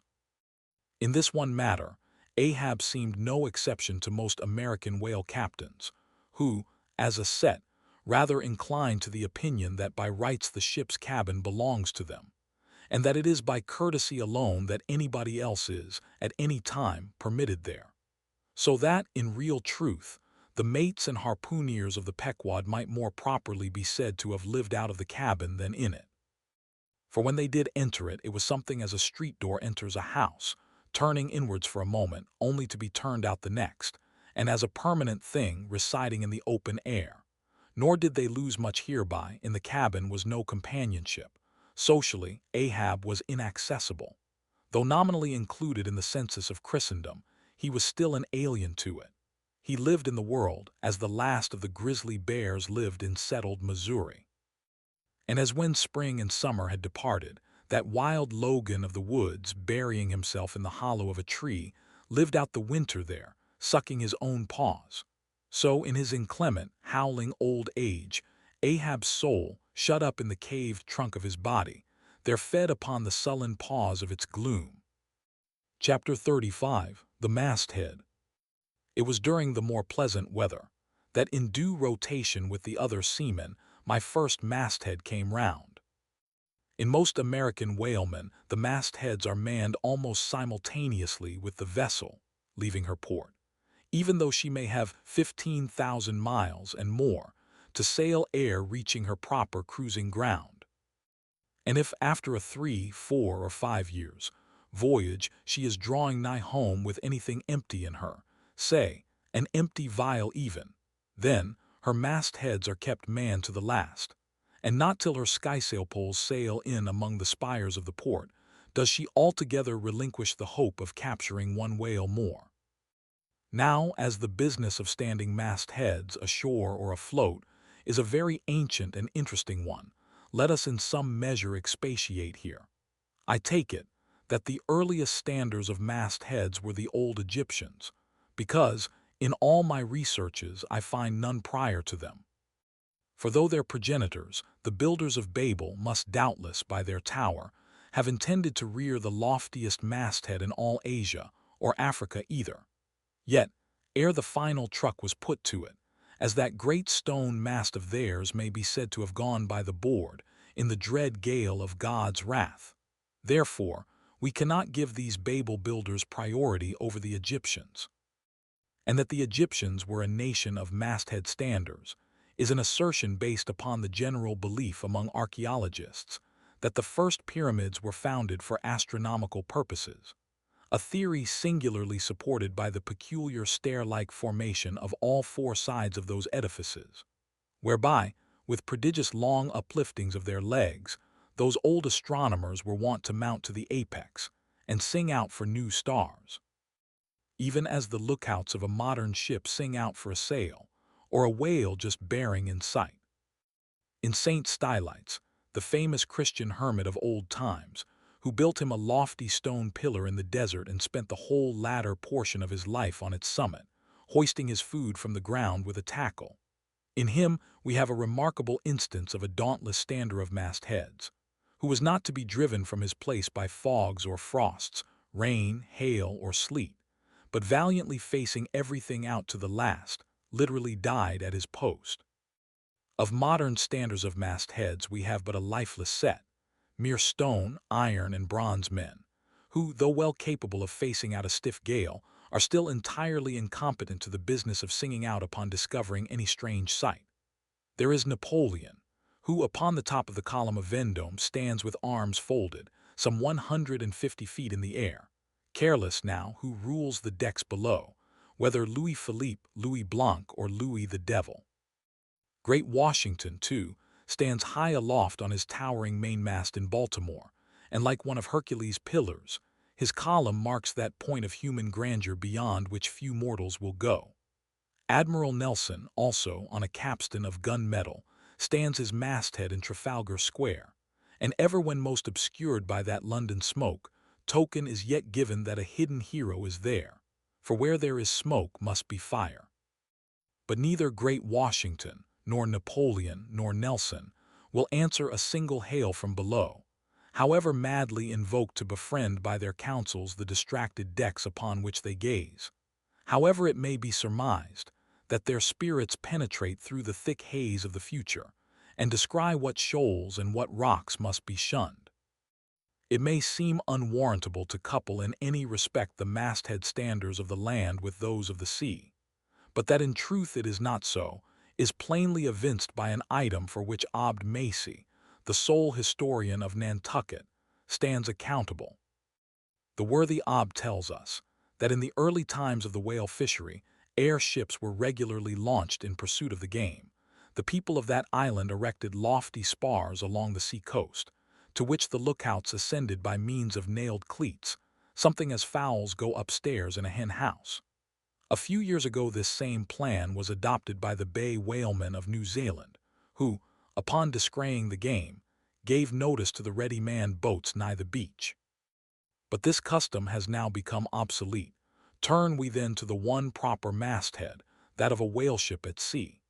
The 3 mastheads are kept manned from sunrise to sunset, the seamen taking their regular turns as at the helm, and relieving each other every 2 hours. In the serene weather of the tropics it is exceedingly pleasant the masthead. Nay, to a dreamy meditative man it is delightful. There you stand, 100 feet above the silent decks, striding along the deep, as if the masts were gigantic stilts, while beneath you and between your legs, as it were, swim the hugest monsters of the sea, even as ships once sailed between the boots of the famous Colossus at Old Rhodes. There you stand, lost in the infinite series of the sea, with nothing ruffled but the waves. The tranced ship indolently rolls, the drowsy trade winds blow, everything resolves you into languor. For the most part in this tropic whaling life, a sublime uneventfulness invests you. You hear no news, read no gazettes. Extras with startling accounts of commonplaces never delude you into unnecessary excitements.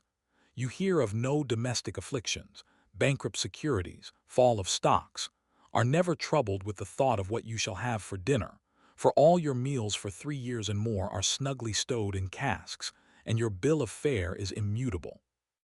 In one of those southern whalesmen, on a long 3 or 4 years' voyage, as often happens, the sum of the various hours you spend at the masthead would amount to several entire months.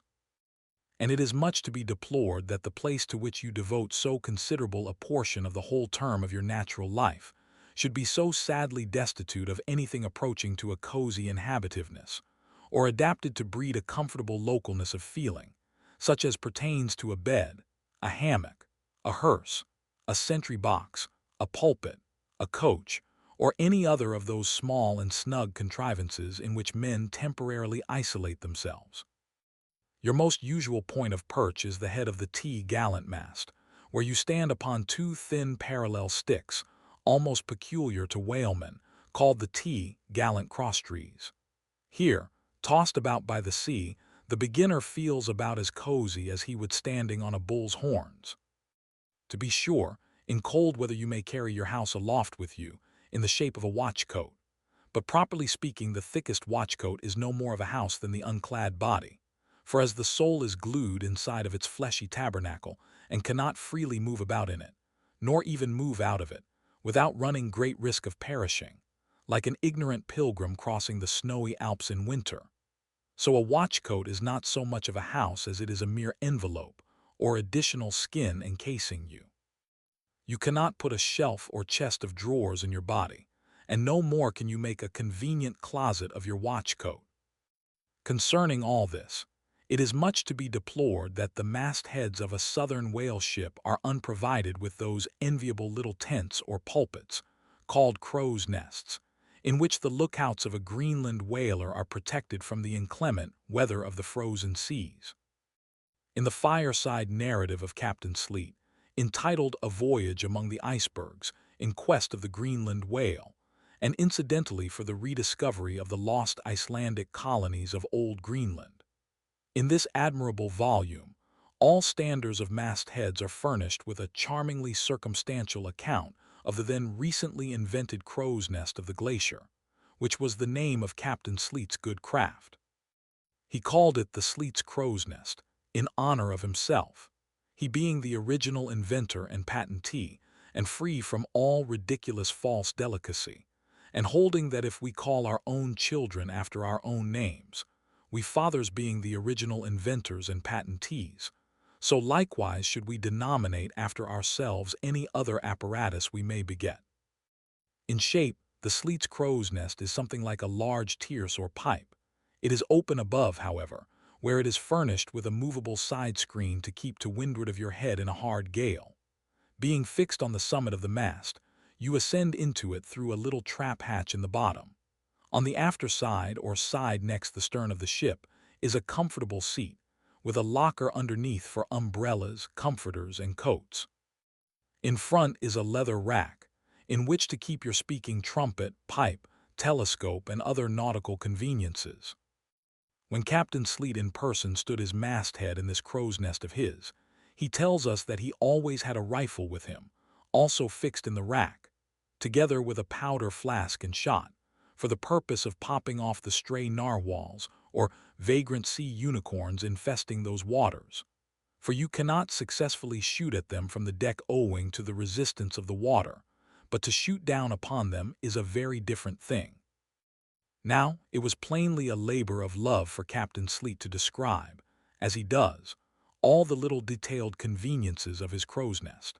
But though he so enlarges upon many of these, and though he treats us to a very scientific account of his experiments in this crow's nest, with a small compass he kept there for the purpose of counteracting the errors resulting from what is called the local attraction of all binnacle magnets, an error ascribable to the horizontal vicinity of the iron in the ship's planks, and in the glacier's case, perhaps, to there having been so many broken-down blacksmiths among her crew.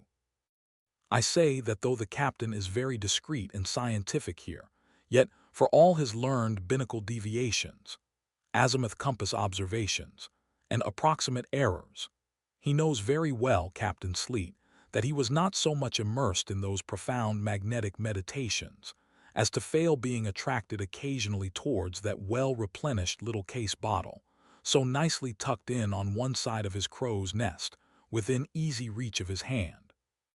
Though upon the whole I greatly admire and even love the brave, the honest and learned captain, yet I take it very ill of him that he should so utterly ignore that case bottle, seeing what a faithful friend and comforter it must have been, while with mittened fingers and hooded head he was studying the mathematics aloft there in that bird's nest within 3 or 4 perches of the pole.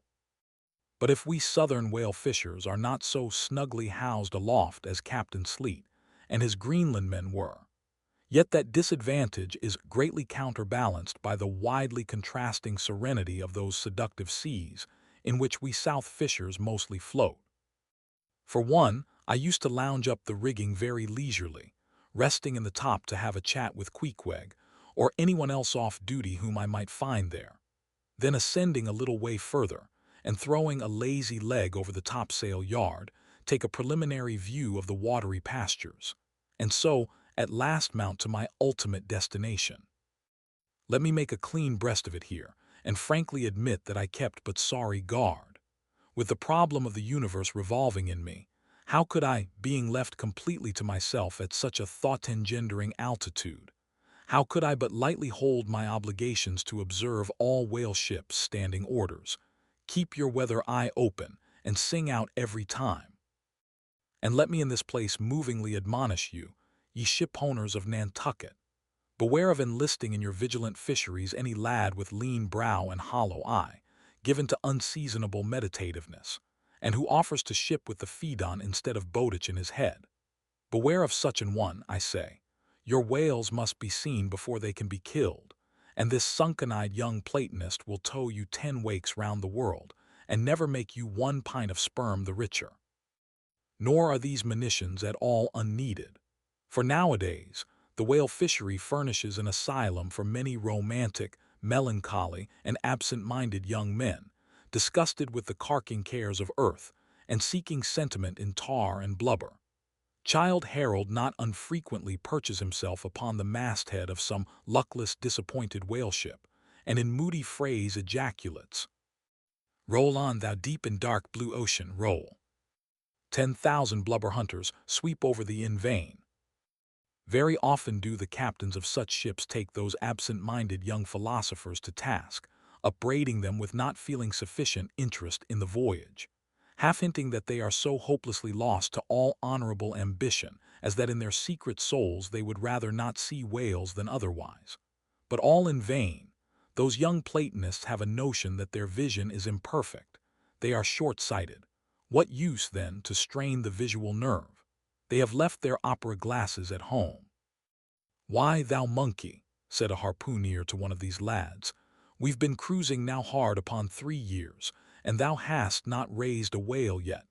Whales are scarce as hen's teeth whenever thou art up here." Perhaps they were, or perhaps there might have been shoals of them in the far horizon, but lulled into such an opium-like listlessness of vacant, unconscious reverie, is this absent-minded youth by the blending cadence of waves with thoughts, that at last he loses his identity, takes the mystic ocean at his feet for the visible image of that deep, blue, bottomless soul, pervading mankind and nature, and every strange, half-seen, gliding, beautiful thing that eludes him. Every dimly discovered, uprising fin of some undiscernible form seems to him the embodiment of those elusive thoughts that only people the soul by continually flitting through it. In this enchanted mood, thy spirit ebbs away to whence it came, becomes diffused through time and space, like Cranmer's sprinkled pantheistic ashes, forming at last a part of every shore the round globe over. There is no life in thee now except that rocking life imparted by a gently rolling ship, by her borrowed from the sea, by the sea from the inscrutable tides of God. But while this sleep, this dream is on ye, move your foot or hand an inch, slip your hold at all, and your identity comes back in horror. Over Discartian vortices you hover, and perhaps at midday in the fairest weather, with one half-throttled shriek you drop through that transparent air into the summer sea, no more to rise forever. Heed it well, ye pantheists. Chapter 36, The Quarterdeck. Enter Ahab then all. It was not a great while after the affair of the pipe that one morning shortly after breakfast, Ahab, as was his wont, ascended the cabin gangway to the deck. There most sea captains usually walk at that hour, as country gentlemen, after the same meal, take a few turns in the garden. Soon his steady, ivory stride was heard, as to and fro he paced his old rounds, upon planks so familiar to his tread that they were all over-dented like geological stones with the peculiar mark of his walk. Did you fixedly gaze, too, upon that ribbed and dented brow, there also you would see still stranger footprints, the footprints of his one unsleeping, ever-pacing thought.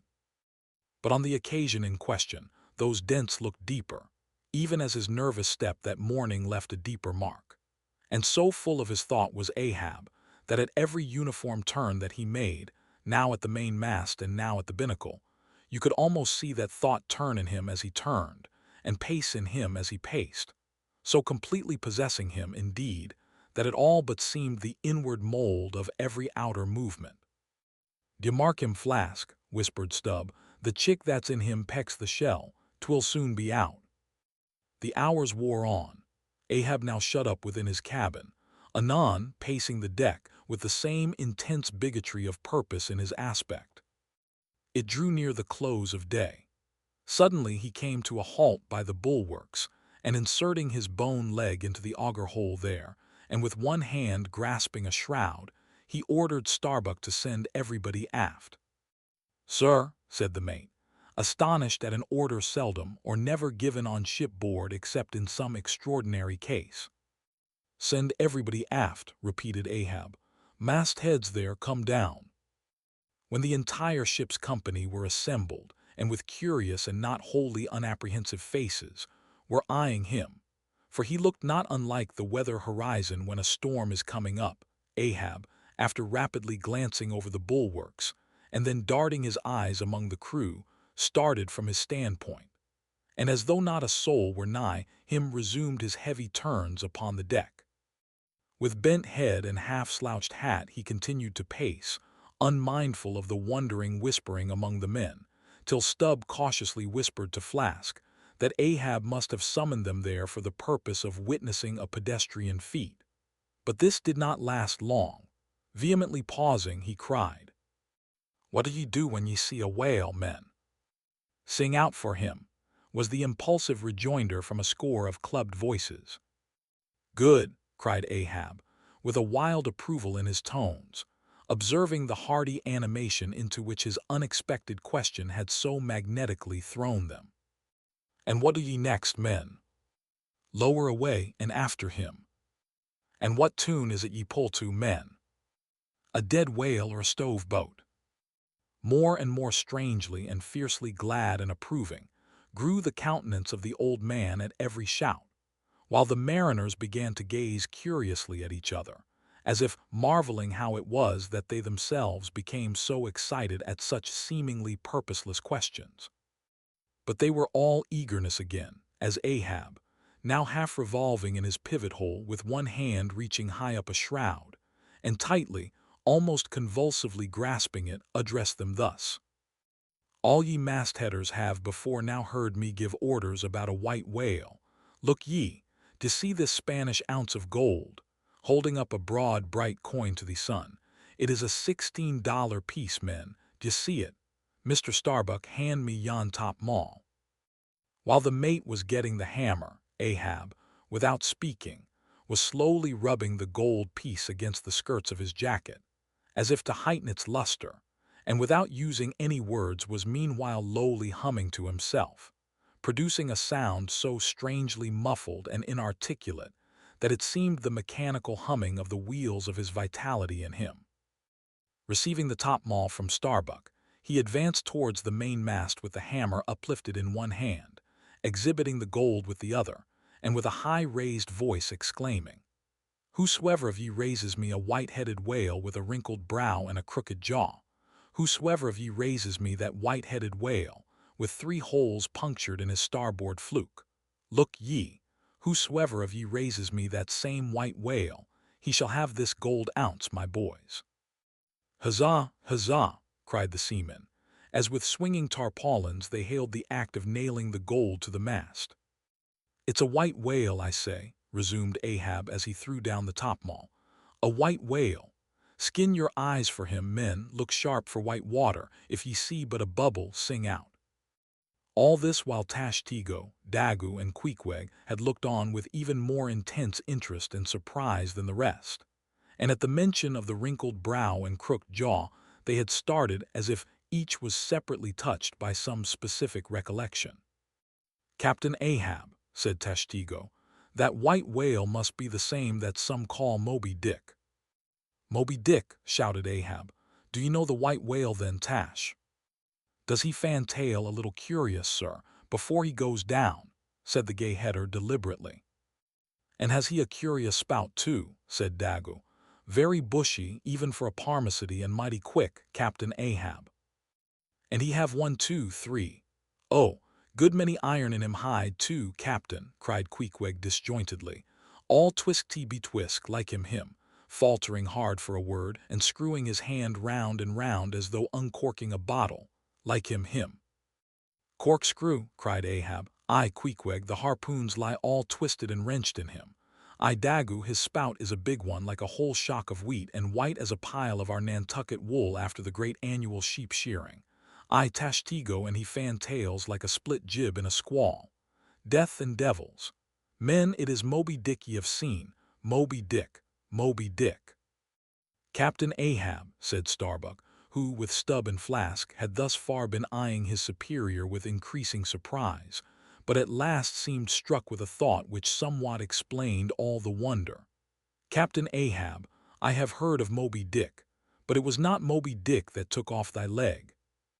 "Who told thee that?" cried Ahab, then pausing, "Aye, Starbuck, aye, my hearties all round, it was Moby Dick that dismasted me, Moby Dick that brought me to this dead stump I stand on now. Aye, aye," he shouted with a terrific loud animal sob like that of a heart-stricken moose. "Aye, aye, it was that accursed white whale that razzied me, made a poor pegging lubber of me for ever and a day." Then tossing both arms with measureless imprecations he shouted out, "Aye, aye. And I'll chase him round Good Hope, and round the Horn, and round the Norway Maelstrom, and round Perdition's flames before I give him up. And this is what ye have shipped for men, to chase that white whale on both sides of land and over all sides of earth, till he spouts black blood and rolls fin out. What say ye, men? Will ye splice hands on it now? I think ye do look brave." "Aye, aye," shouted the harpooneers and seamen, running closer to the excited old man. "A sharp eye for the white whale, a sharp lance for Moby Dick." "God bless ye," he seemed to half sob and half shout. "God bless ye, men. Steward, go draw the great measure of grog. But what's this long face about, Mr. Starbuck? Wilt thou not chase the white whale? Art not game for Moby Dick?" "I am game for his crooked jaw, and for the jaws of death too, Captain Ahab, if it fairly comes in the way of the business we follow. But I came here to hunt whales, not my commander's vengeance." How many barrels will thy vengeance yield thee even if thou gettest it, Captain Ahab? It will not fetch thee much in our Nantucket market. Nantucket market, hoot, but come closer, Starbuck, thou requirest a little lower layer. If money to be the measurer, man, and the accountants have computed their great counting house the globe by girdling it with guineas, one to every 3 parts of an inch, then let me tell thee that my vengeance will fetch a great premium here. He smites his chest, whispered Stubb. What's that for? Methinks it rings most vast but hollow.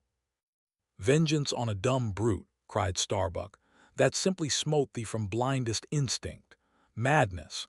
To be enraged with a dumb thing, Captain Ahab, seems blasphemous. Hark ye yet again, the little lower layer. All visible objects, man, are but as pasteboard masks, but in each event in the living act the undoubted deed, there some unknown but still reasoning thing puts forth the moldings of its features from behind the unreasoning mask. If man will strike, strike through the mask. How can the prisoner reach outside except by thrusting through the wall? To me, the white whale is that wall, shoved near to me. Sometimes I think there's naught beyond, but 'tis enough. He tasks me, he heaps me. I see in him outrageous strength with an inscrutable malice sinewing it. That inscrutable thing is chiefly what I hate, and be the white whale agent or be the white whale principal, I will wreak that hate upon him. Talk not to me of blasphemy, man. I'd strike the sun if it insulted me. For could the sun do that, then could I do the other, since there is ever a sort of fair play herein, jealousy presiding over all creations. But not my master, man, is even that fair play. Who's over me? Truth hath no confines, take off thine eye. More intolerable than fiends' glarings is a doltish stare. So, thou readinest and palest, my heat has melted thee to anger glow. But look ye, Starbuck, what is said in heat, that thing unsays itself. There are men from whom warm words are small in dignity. I meant not to incense thee. Let it go. Look, see yonder Turkish cheeks of spotted tawn, living, breathing pictures painted by the sun. The pagan leopards, the unrecking and unworshipping things that live and seek and give no reasons for the torrid life they feel. The crew, man, the crew. Are they not one and all with Ahab in this matter of the whale? See Stubb, he laughs. See yonder Chilean, he snorts to think of it.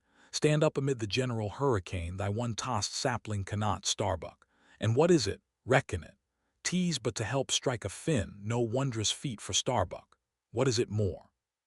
From this one poor hunt, then, the best lance out of all Nantucket, surely he will not hang back when every foremast hand has clutched a whetstone.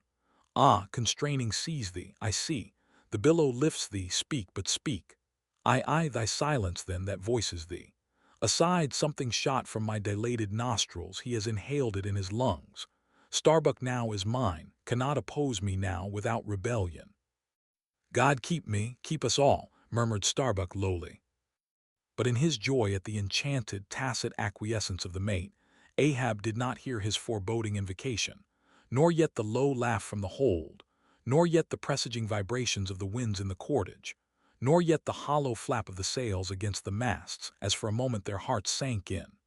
For again Starbuck's downcast eyes lighted up with the stubbornness of life. The subterranean laugh died away, the winds blew on, the sails filled out, the ship heaved and rolled as before. Ah, ye admonitions and warnings, why stay ye not when ye come? But rather are ye predictions than warnings, ye shadows. Yet not so much predictions from without as verifications of the foregoing things within. For with little external to constrain us, the innermost necessities in our being, these still drive us on. The measure, cried Ahab. Receiving the brimming pewter, and turning to the harpooneers, he ordered them to produce their weapons.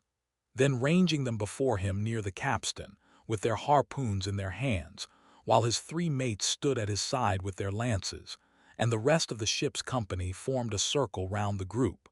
He stood for an instant searchingly eyeing every man of his crew. But those wild eyes met his, as the bloodshot eyes of the prairie wolves meet the eye of their leader, ere he rushes on at their head in the trail of the bison. But alas, only to fall into the hidden snare of the Indian. Drink and pass, he cried, handing the heavy charged flagon to the nearest seaman. The crew alone now drink, Round with it round, short draughts, long swallows, men, teas hot as Satan's hoof, so it goes round excellently. It spiralizes in ye, forks out at the serpent's snapping eye. Well done, almost drained, that way it went, this way it comes. Hand it me here, a hollow, men, ye seem the years, so brimming life is gulped and gone. Steward, refill. Attend now, my braves. I have mustered ye all round this capstan, and ye mates flank me with your lances, and ye harpooneers stand there with your irons, and ye stout mariners ring me in, that I may in some sort revive a noble custom of my fishermen fathers before me.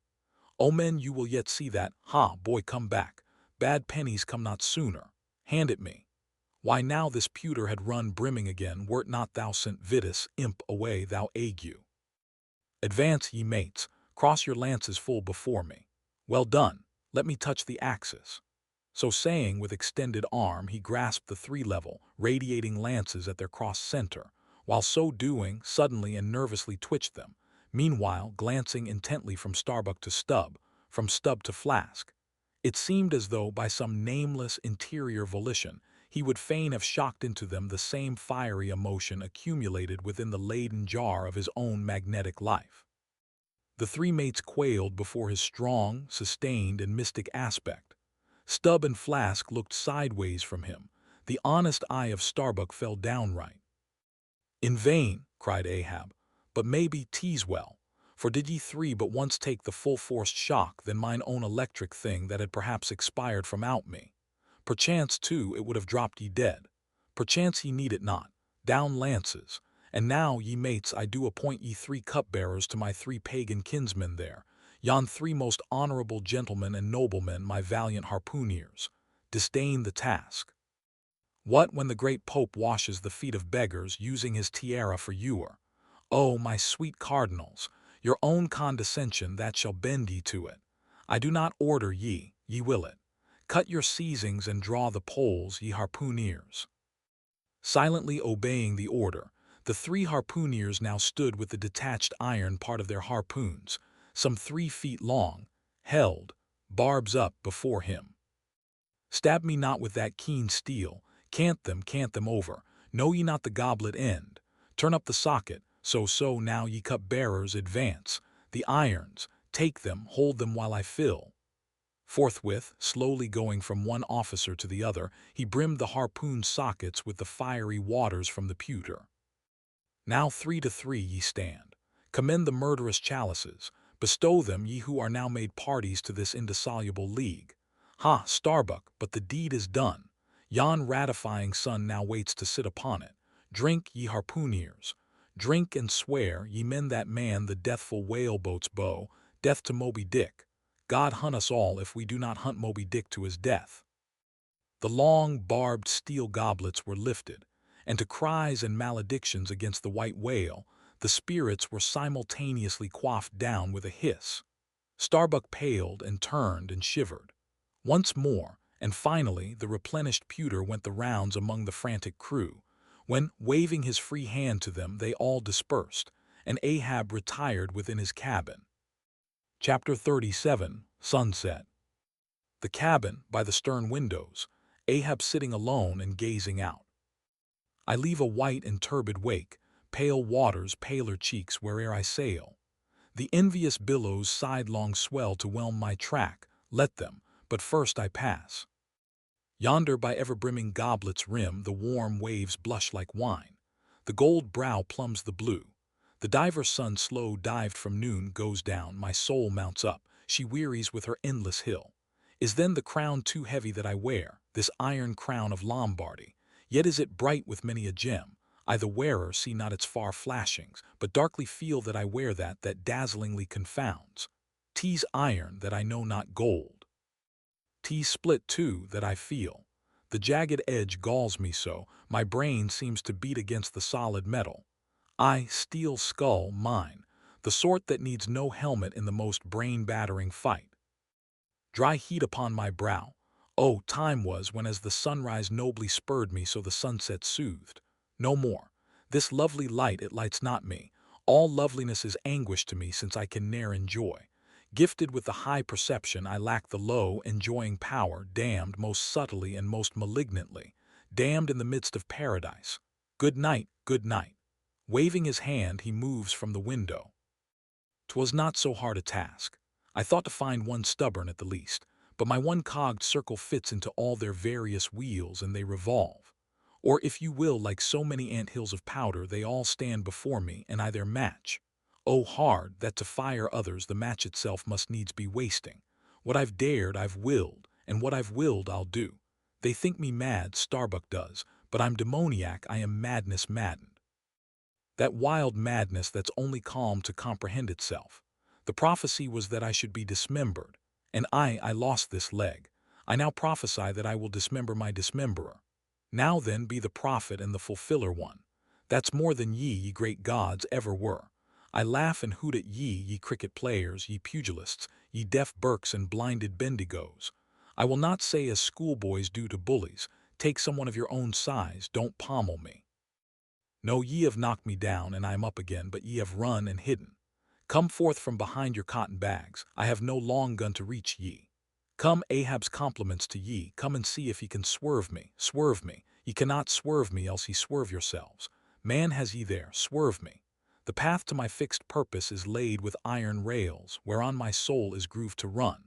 Over unsounded gorges, through the rifled hearts of mountains, under torrents' beds, unerringly I rush. Naught's an obstacle, naught's an angle to the iron way. Chapter 38, Dusk. By the mainmast, Starbuck leaning against it. My soul is more than matched, she's overmanned, and by a madman. Insufferable sting that sanity should ground arms on such a field. But he drilled deep down and blasted all my reason out of me. I think I see his impious end, but feel that I must help him to it. Will I nil I the ineffable thing has tied me to him, tows me with a cable I have no knife to cut. Horrible old man, who's over him, he cries.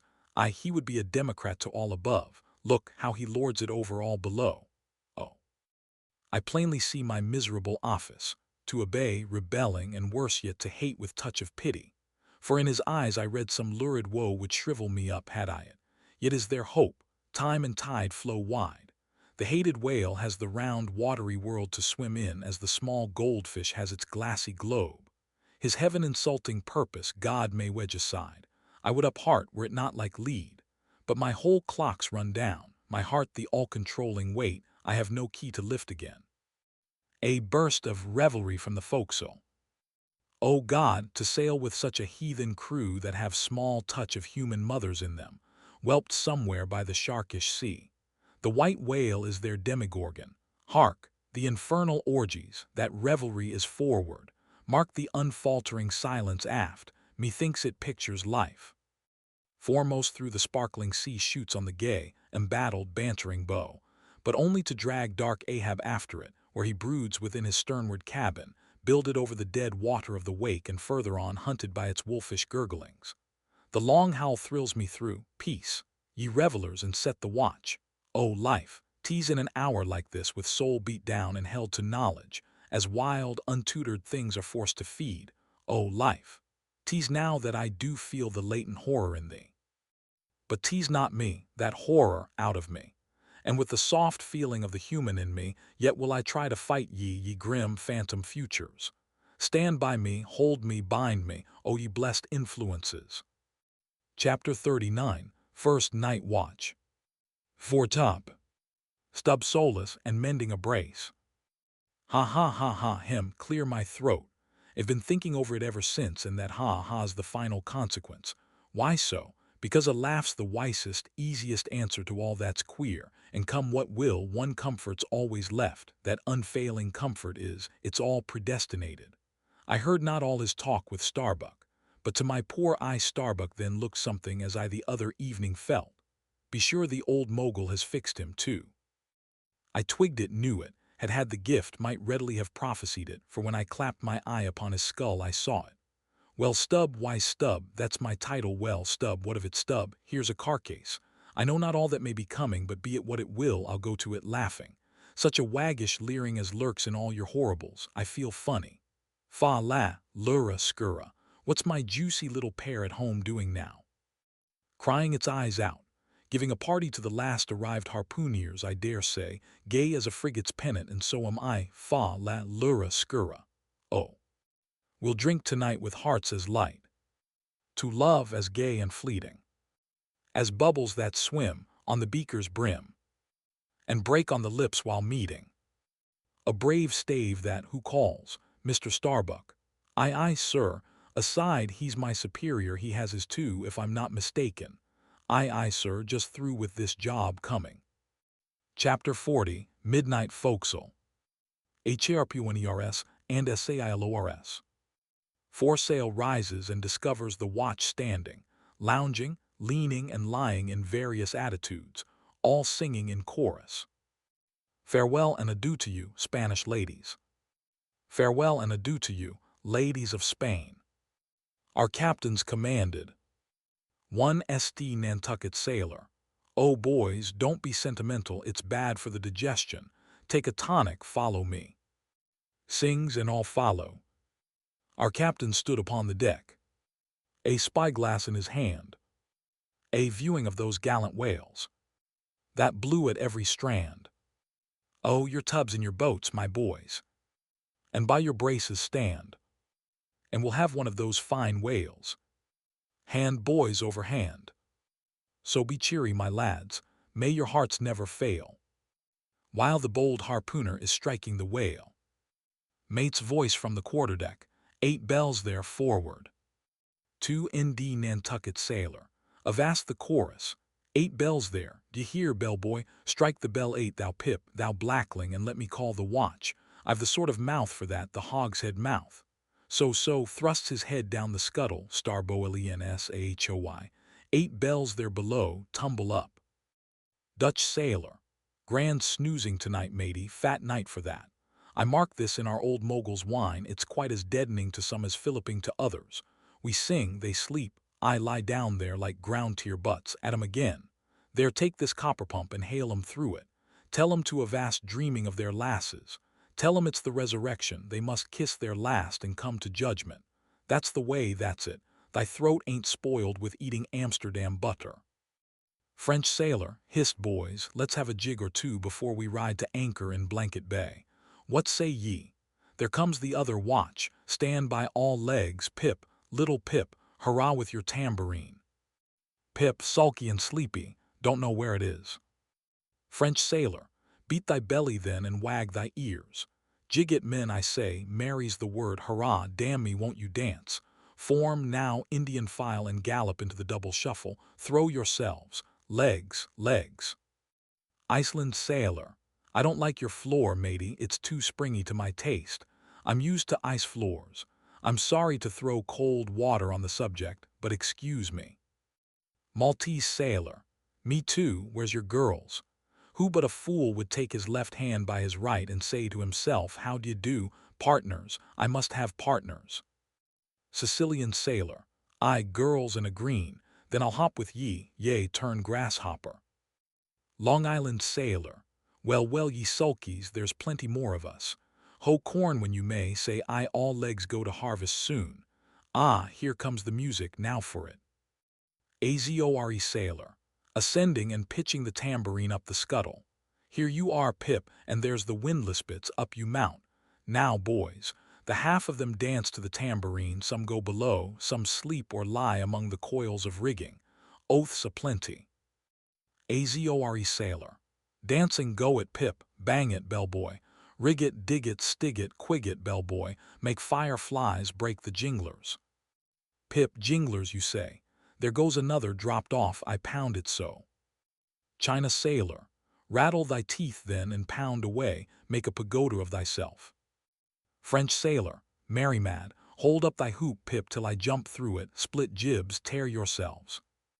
TASHTGO, quietly smoking. That's a white man, he calls that fun, humph, I save my sweat.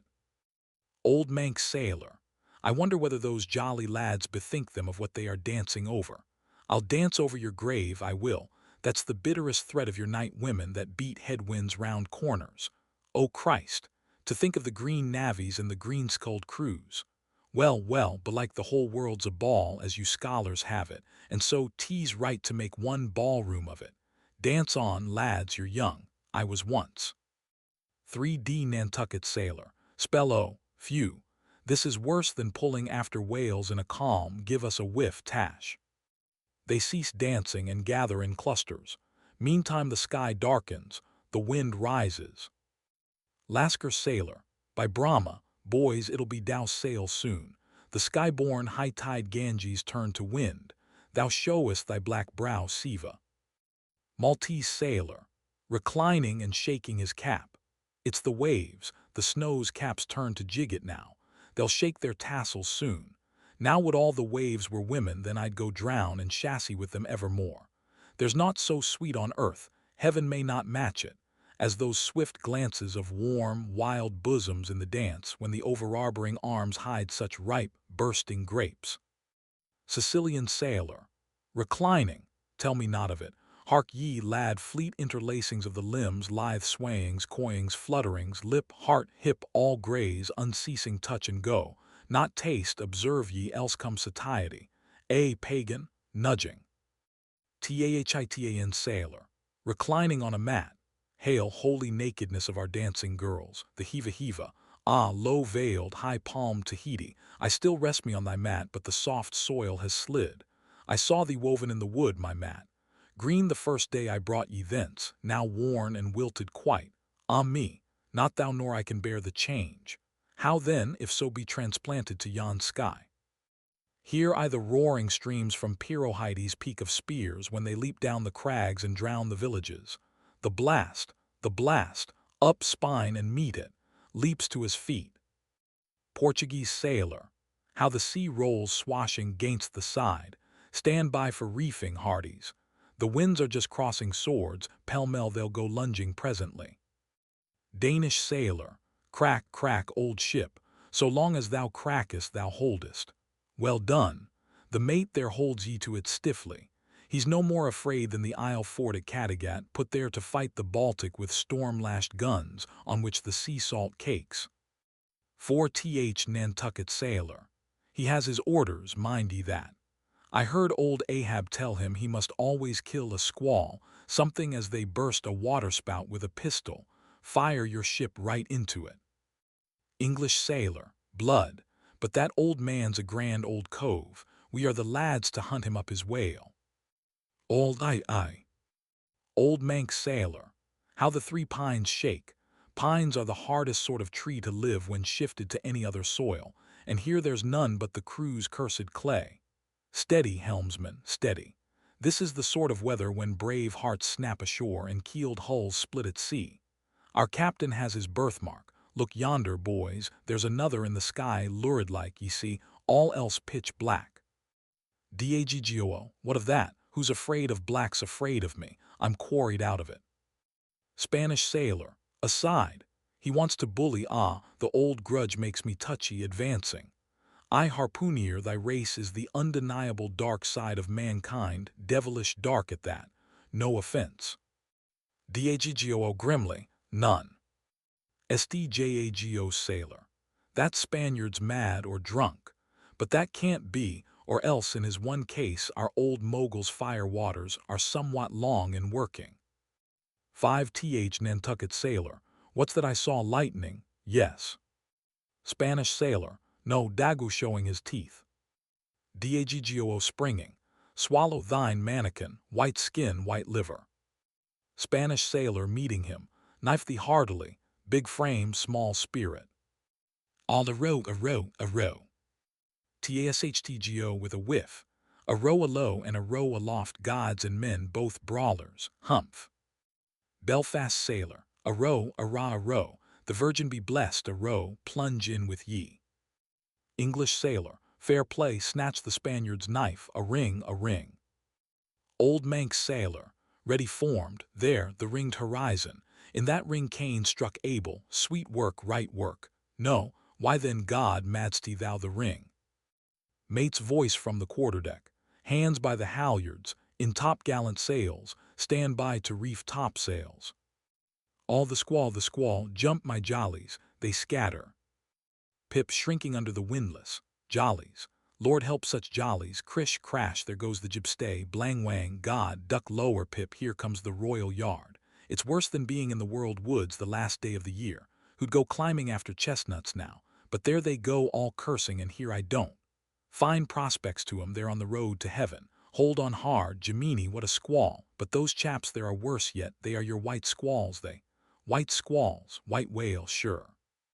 Sure, here have I heard all their chat just now, and the white whale, sure, sure.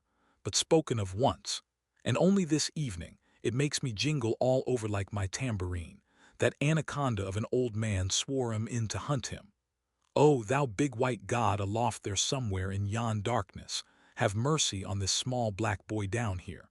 Preserve him from all men that have no bowels to feel fear. Chapter 41, Moby Dick. Ishmael was one of that crew. My shouts had gone up with the rest. My oath had been welded with theirs.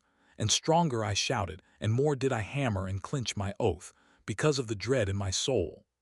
A wild, mystical, sympathetical feeling was in me. Ahab's quenchless feud seemed mine. With greedy ears I learned the history of that murderous monster against whom I and all the others had taken our oaths of violence and revenge.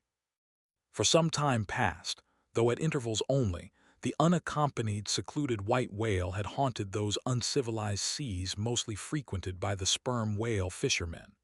But not all of them knew of his existence.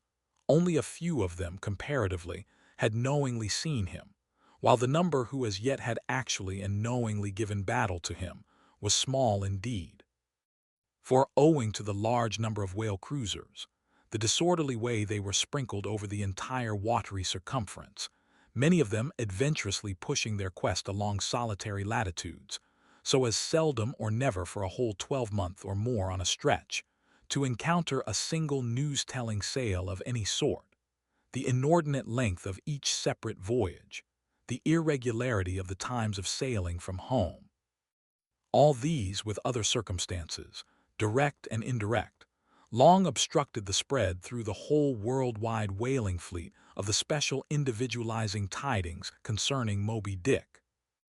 It was hardly to be doubted that several vessels reported to have encountered at such or such a time, or on such or such a meridian, a sperm whale of uncommon magnitude and malignity, which whale, after doing great mischief to his assailants, had completely escaped them. To some minds it was not an unfair presumption, I say, that the whale in question must have been no other than Moby Dick.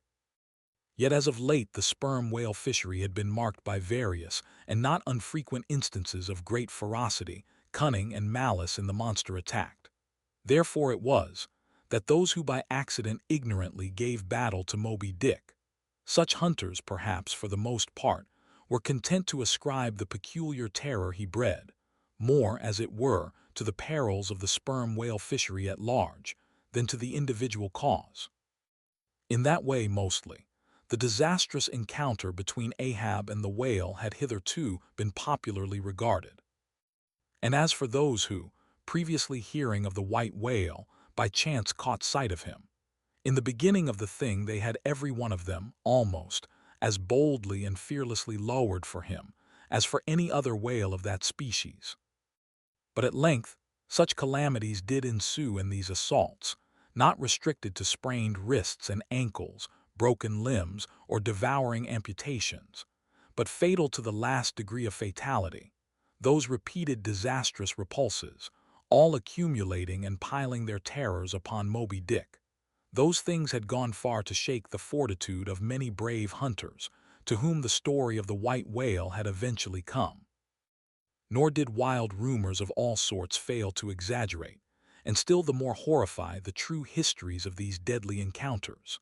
For not only do fabulous rumors naturally grow out of the very body of all surprising terrible events, as the smitten tree gives birth to its fungi, but in maritime life, far more than in that of terra firma, wild rumors abound, wherever there is any adequate reality for them to cling to.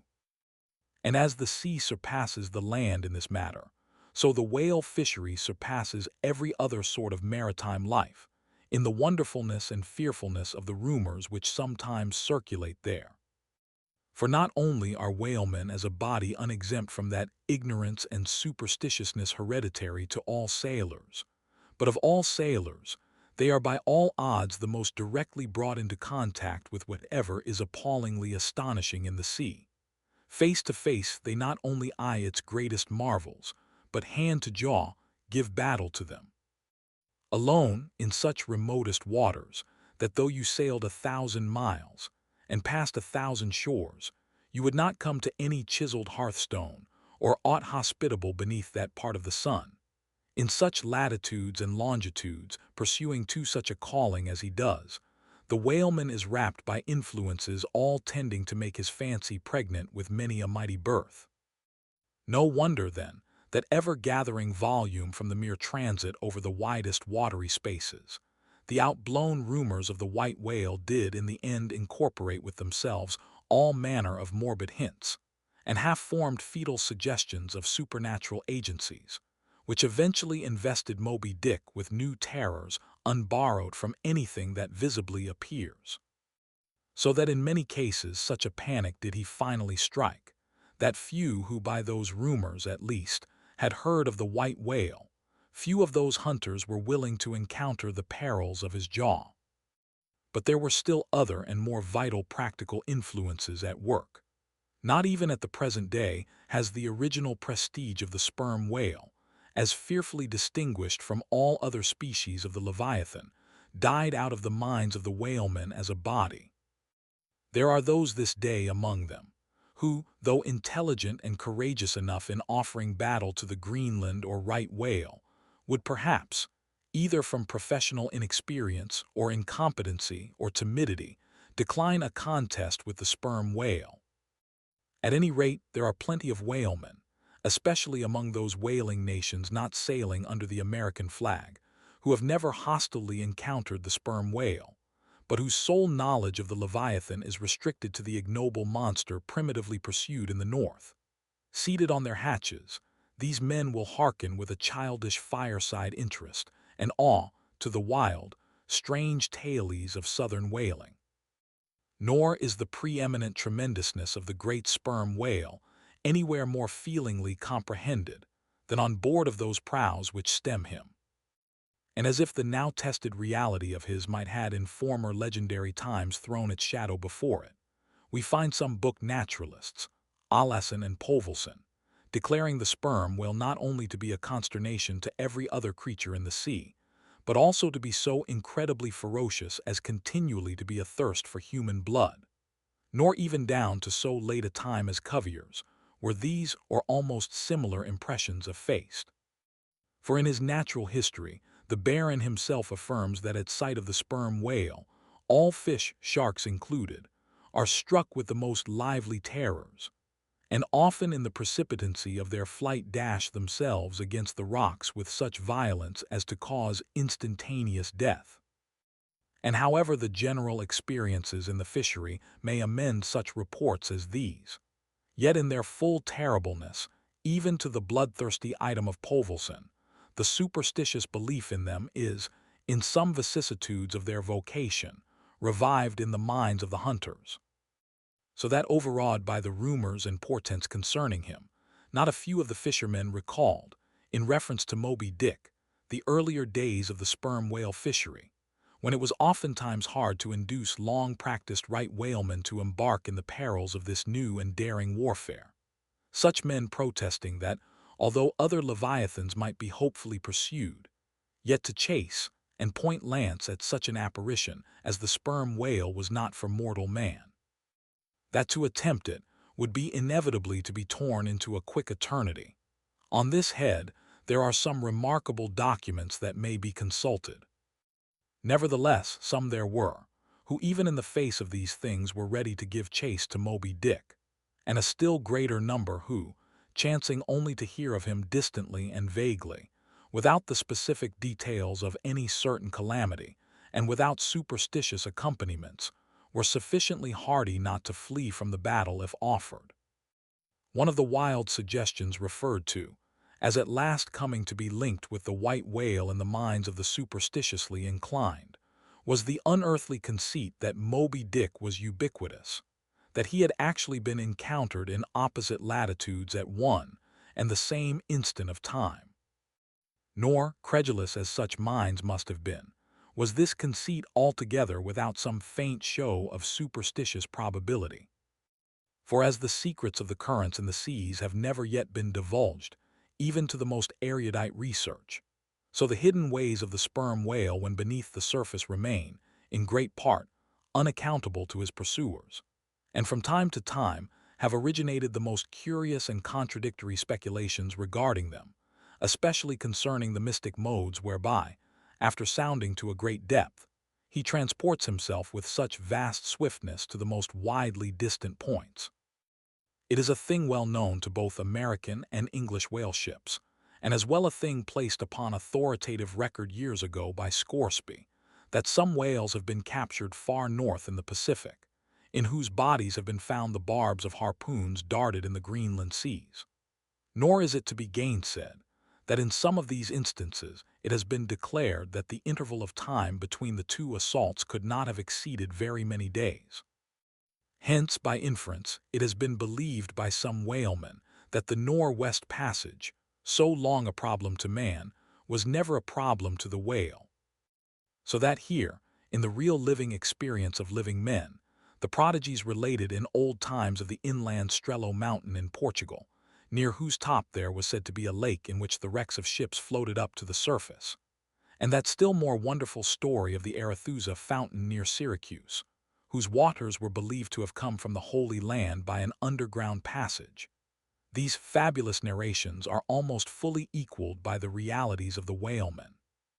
Forced into familiarity, then, with such prodigies as these, and knowing that after repeated intrepid assaults the white whale had escaped alive, it cannot be much matter of surprise that some whalemen should go still further in their superstitions, declaring Moby Dick not only ubiquitous, but immortal, for immortality is but ubiquity in time, that though groves of spears should be planted in his flanks, he would still swim away unharmed.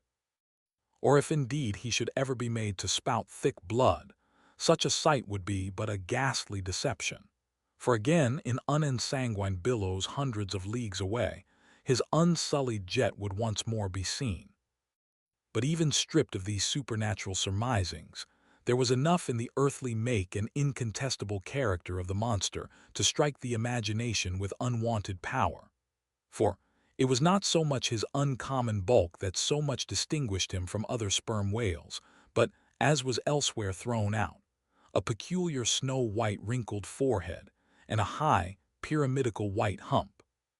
These were his prominent features, the tokens whereby, even in the limitless, uncharted seas, he revealed his identity at a long distance to those who knew him. The rest of his body was so streaked, and spotted, and marbled with the same shrouded hue, that in the end he had gained his distinctive appellation of the white whale, a name, indeed, literally justified by his vivid aspect, when seen gliding at high noon through a dark blue sea, leaving a Milky Way wake of creamy foam, all spangled with golden gleamings. Nor was it his unwonted magnitude, nor his remarkable hue, nor yet his deformed lower jaw, that so much invested the whale with natural terror, as that unexampled, intelligent malignity which, according to specific accounts, he had over and over again evinced in his assaults. More than all, his treacherous retreat struck more of dismay than perhaps aught else. For when swimming before his exulting pursuers with every apparent symptom of alarm, he had several times been known to turn round suddenly, and bearing down upon them, either stave their boats to splinters, or drive them back in consternation to their ship. Already several fatalities had attended his chase, but those similar disasters, however little bruited ashore, were by no means unusual in the fishery. Yet in most instances, such seemed the white whale's infernal aforethought of ferocity, that every dismembering or death that he caused was not wholly regarded as having been inflicted by an unintelligent agent. Judge, then, to what pitches of inflamed, distracted fury the minds of his more desperate hunters were impelled, when amid the chips of chewed boats and the sinking limbs of torn comrades, they swam out of the white curds of the whale's direful wrath into the serene, exasperating sunlight that smiled on, as if at a birth or a bridal. His 3 boats stove around him, and oars and men both whirling in the eddies, one captain, seizing the line knife from his broken prow, had dashed at the whale, as an Arkansas duelist at his foe, blindly seeking with a 6-inch blade to reach the fathom-deep life of the whale. That captain was Ahab. And then it was that, suddenly sweeping his sickle-shaped lower jaw beneath him, Moby Dick had reaped away Ahab's leg, as a mower a blade of grass in the field. No turbaned Turk, no hired Venetian or Malay, could have smote him with more seeming malice. Small reason was there to doubt, then, that ever since that almost fatal encounter, Ahab had cherished a wild vindictiveness against the whale, all the more fell for that in his frantic morbidness he at last came to identify with him, not only all his bodily woes, but all his intellectual and spiritual exasperations. The white whale swam before him as the monomaniac incarnation of all those malicious agencies which some deep men feel eating in them, till they are left living on with half a heart and half a lung. That intangible malignity which has been from the beginning, to whose dominion even the modern Christians ascribe one half of the world's, which the ancient Ophites of the East reverenced in their statue devil. Ahab did not fall down and worship it like them, but deliriously transferring its idea to the abhorred white whale, he pitted himself, all mutilated, against it. All that most maddens and torments, all that stirs up the lees of things, all truth with malice in it, all that cracks the sinews and cakes the brain, all the subtle demonisms of life and thought, all evil to crazy Ahab were visibly personified and made practically assailable in Moby Dick. He piled upon the whale's white hump the sum of all the general rage and hate felt by his whole race from Adam down, and then, as if his chest had been a mortar, he burst his hot heart's shell upon it. It is not probable that this monomania in him took its instant rise at the precise time of his bodily dismemberment. Then, in darting at the monster, knife in hand, he had but given loose to a sudden, passionate, corporal animosity, and when he received the stroke that tore him, he probably but felt the agonizing bodily laceration, but nothing more. Yet, when by this collision forced to turn towards home, and for long months of days and weeks, Ahab and Anguish lay stretched together in one hammock, rounding in midwinter that dreary, howling Patagonian cape, then it was that his torn body and gashed soul bled into one another, and so interfusing made him mad. That it was only then, on the homeward voyage after the encounter, that the final monomania seized him, seems all but certain from the fact that, at intervals during the passage, he was a raving lunatic, and though unlimbed of a leg, yet such vital strength yet lurked in his Egyptian chest, and was moreover intensified by his delirium, that his mates were forced to lace him fast even there as he sailed, raving in his hammock. In a straitjacket, he swung to the mad rockings of the gales. And when running into more sufferable latitudes, the ship, with mild stunsails spread, floated across the tranquil tropics, and to all appearances, the old man's delirium seemed left behind him with the Cape Horn swells, and he came forth from his dark den into the blessed light and air. Even then, when he bore that firm, collected front, however pale, and issued his calm orders once again, and his mates thanked God the direful madness was now gone. Even then Ahab in his hidden self raved on. Human madness is oftentimes a cunning and most feline thing. When you think it fled, it may have but become transfigured into some still subtler form.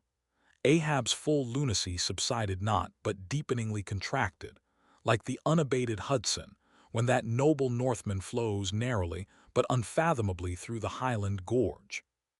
But as in his narrow-flowing monomania, not one jot of Ahab's broad madness had been left behind, so in that broad madness, not one jot of his great natural intellect had perished.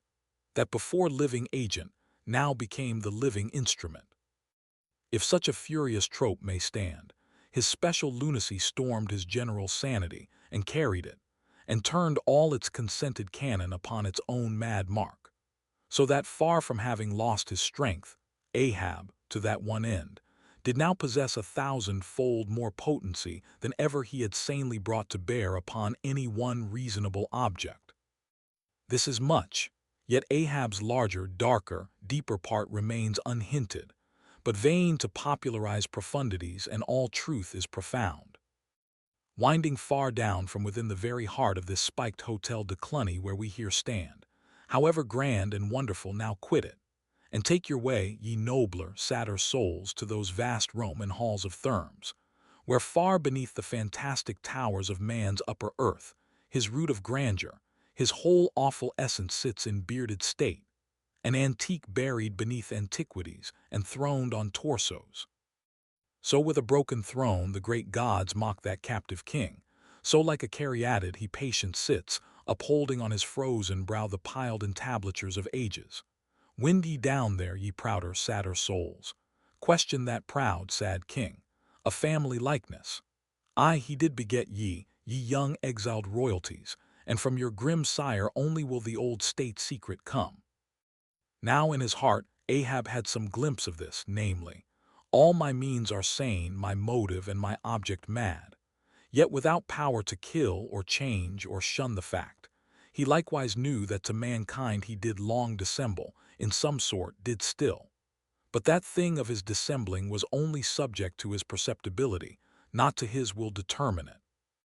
Nevertheless, so well did he succeed in that dissembling, that, when with ivory leg he stepped ashore at last, no Nantucketer thought him otherwise than but naturally grieved, and that to the quick, with the terrible casualty which had overtaken him.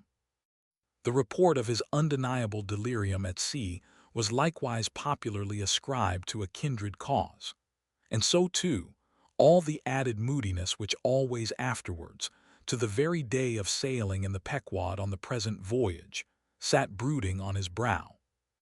Nor is it so very unlikely that, far from distrusting his fitness for another whaling voyage, on account of such dark symptoms, the calculating people of that prudent isle were inclined to harbor the conceit that for those very reasons he was all the better qualified and set on edge for a pursuit so full of rage and wildness as the bloody hunt of whales.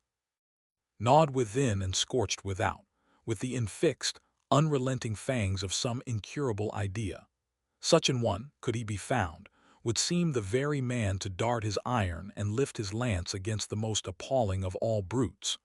Or, if for any reason thought to be corporeally incapacitated for that, yet such an one would seem superlatively competent to cheer and howl on his underlings to the attack. But be all this as it may, certain it is, that with the mad secret of his unabated rage bolted up and keyed in him, Ahab had purposely sailed upon the present voyage with the one only and all-engrossing object of hunting the white whale. Had any one of his old acquaintances on shore but half dreamed of what was lurking in him then, how soon would their aghast and righteous souls have wrenched the ship from such a fiendish man. They were bent on profitable cruises, the profit to be counted down in dollars from the mint. He was intent on an audacious, immitigable, and supernatural revenge. Here then was this gray-headed, ungodly old man, chasing with curses a Job's whale round the world, at the head of a crew, too, chiefly made up of mongrel renegades, and castaways and cannibals, morally enfeebled also by the incompetence of mere unaided virtue or right-mindedness in Starbuck, the invulnerable jollity of indifference and recklessness in Stubb, and the pervading mediocrity in Flask. Such a crew, so officered, seemed specially picked and packed by some infernal fatality to help him to his monomaniac revenge. How it was that they so aboundingly responded to the old man's ire, by what evil magic their souls were possessed, that at times his hate seemed almost theirs, the white whale as much their insufferable foe as his. How all this came to be, what the white whale was to them, or how to their unconscious understandings, also in some dim, unsuspected way, he might have seemed the gliding great demon of the seas of life. All this to explain would be to dive deeper than Ishmael can go. The subterranean miner that works in us all, how can one tell whither leads his shaft by the ever-shifting, muffled sound of his pick? Who does not feel the irresistible arm drag? What skiff in tow of a 74 can stand still? For one, I gave myself up to the abandonment of the time and the place, but while yet all a rush to encounter the whale, could see naught in that brute but the deadliest ill.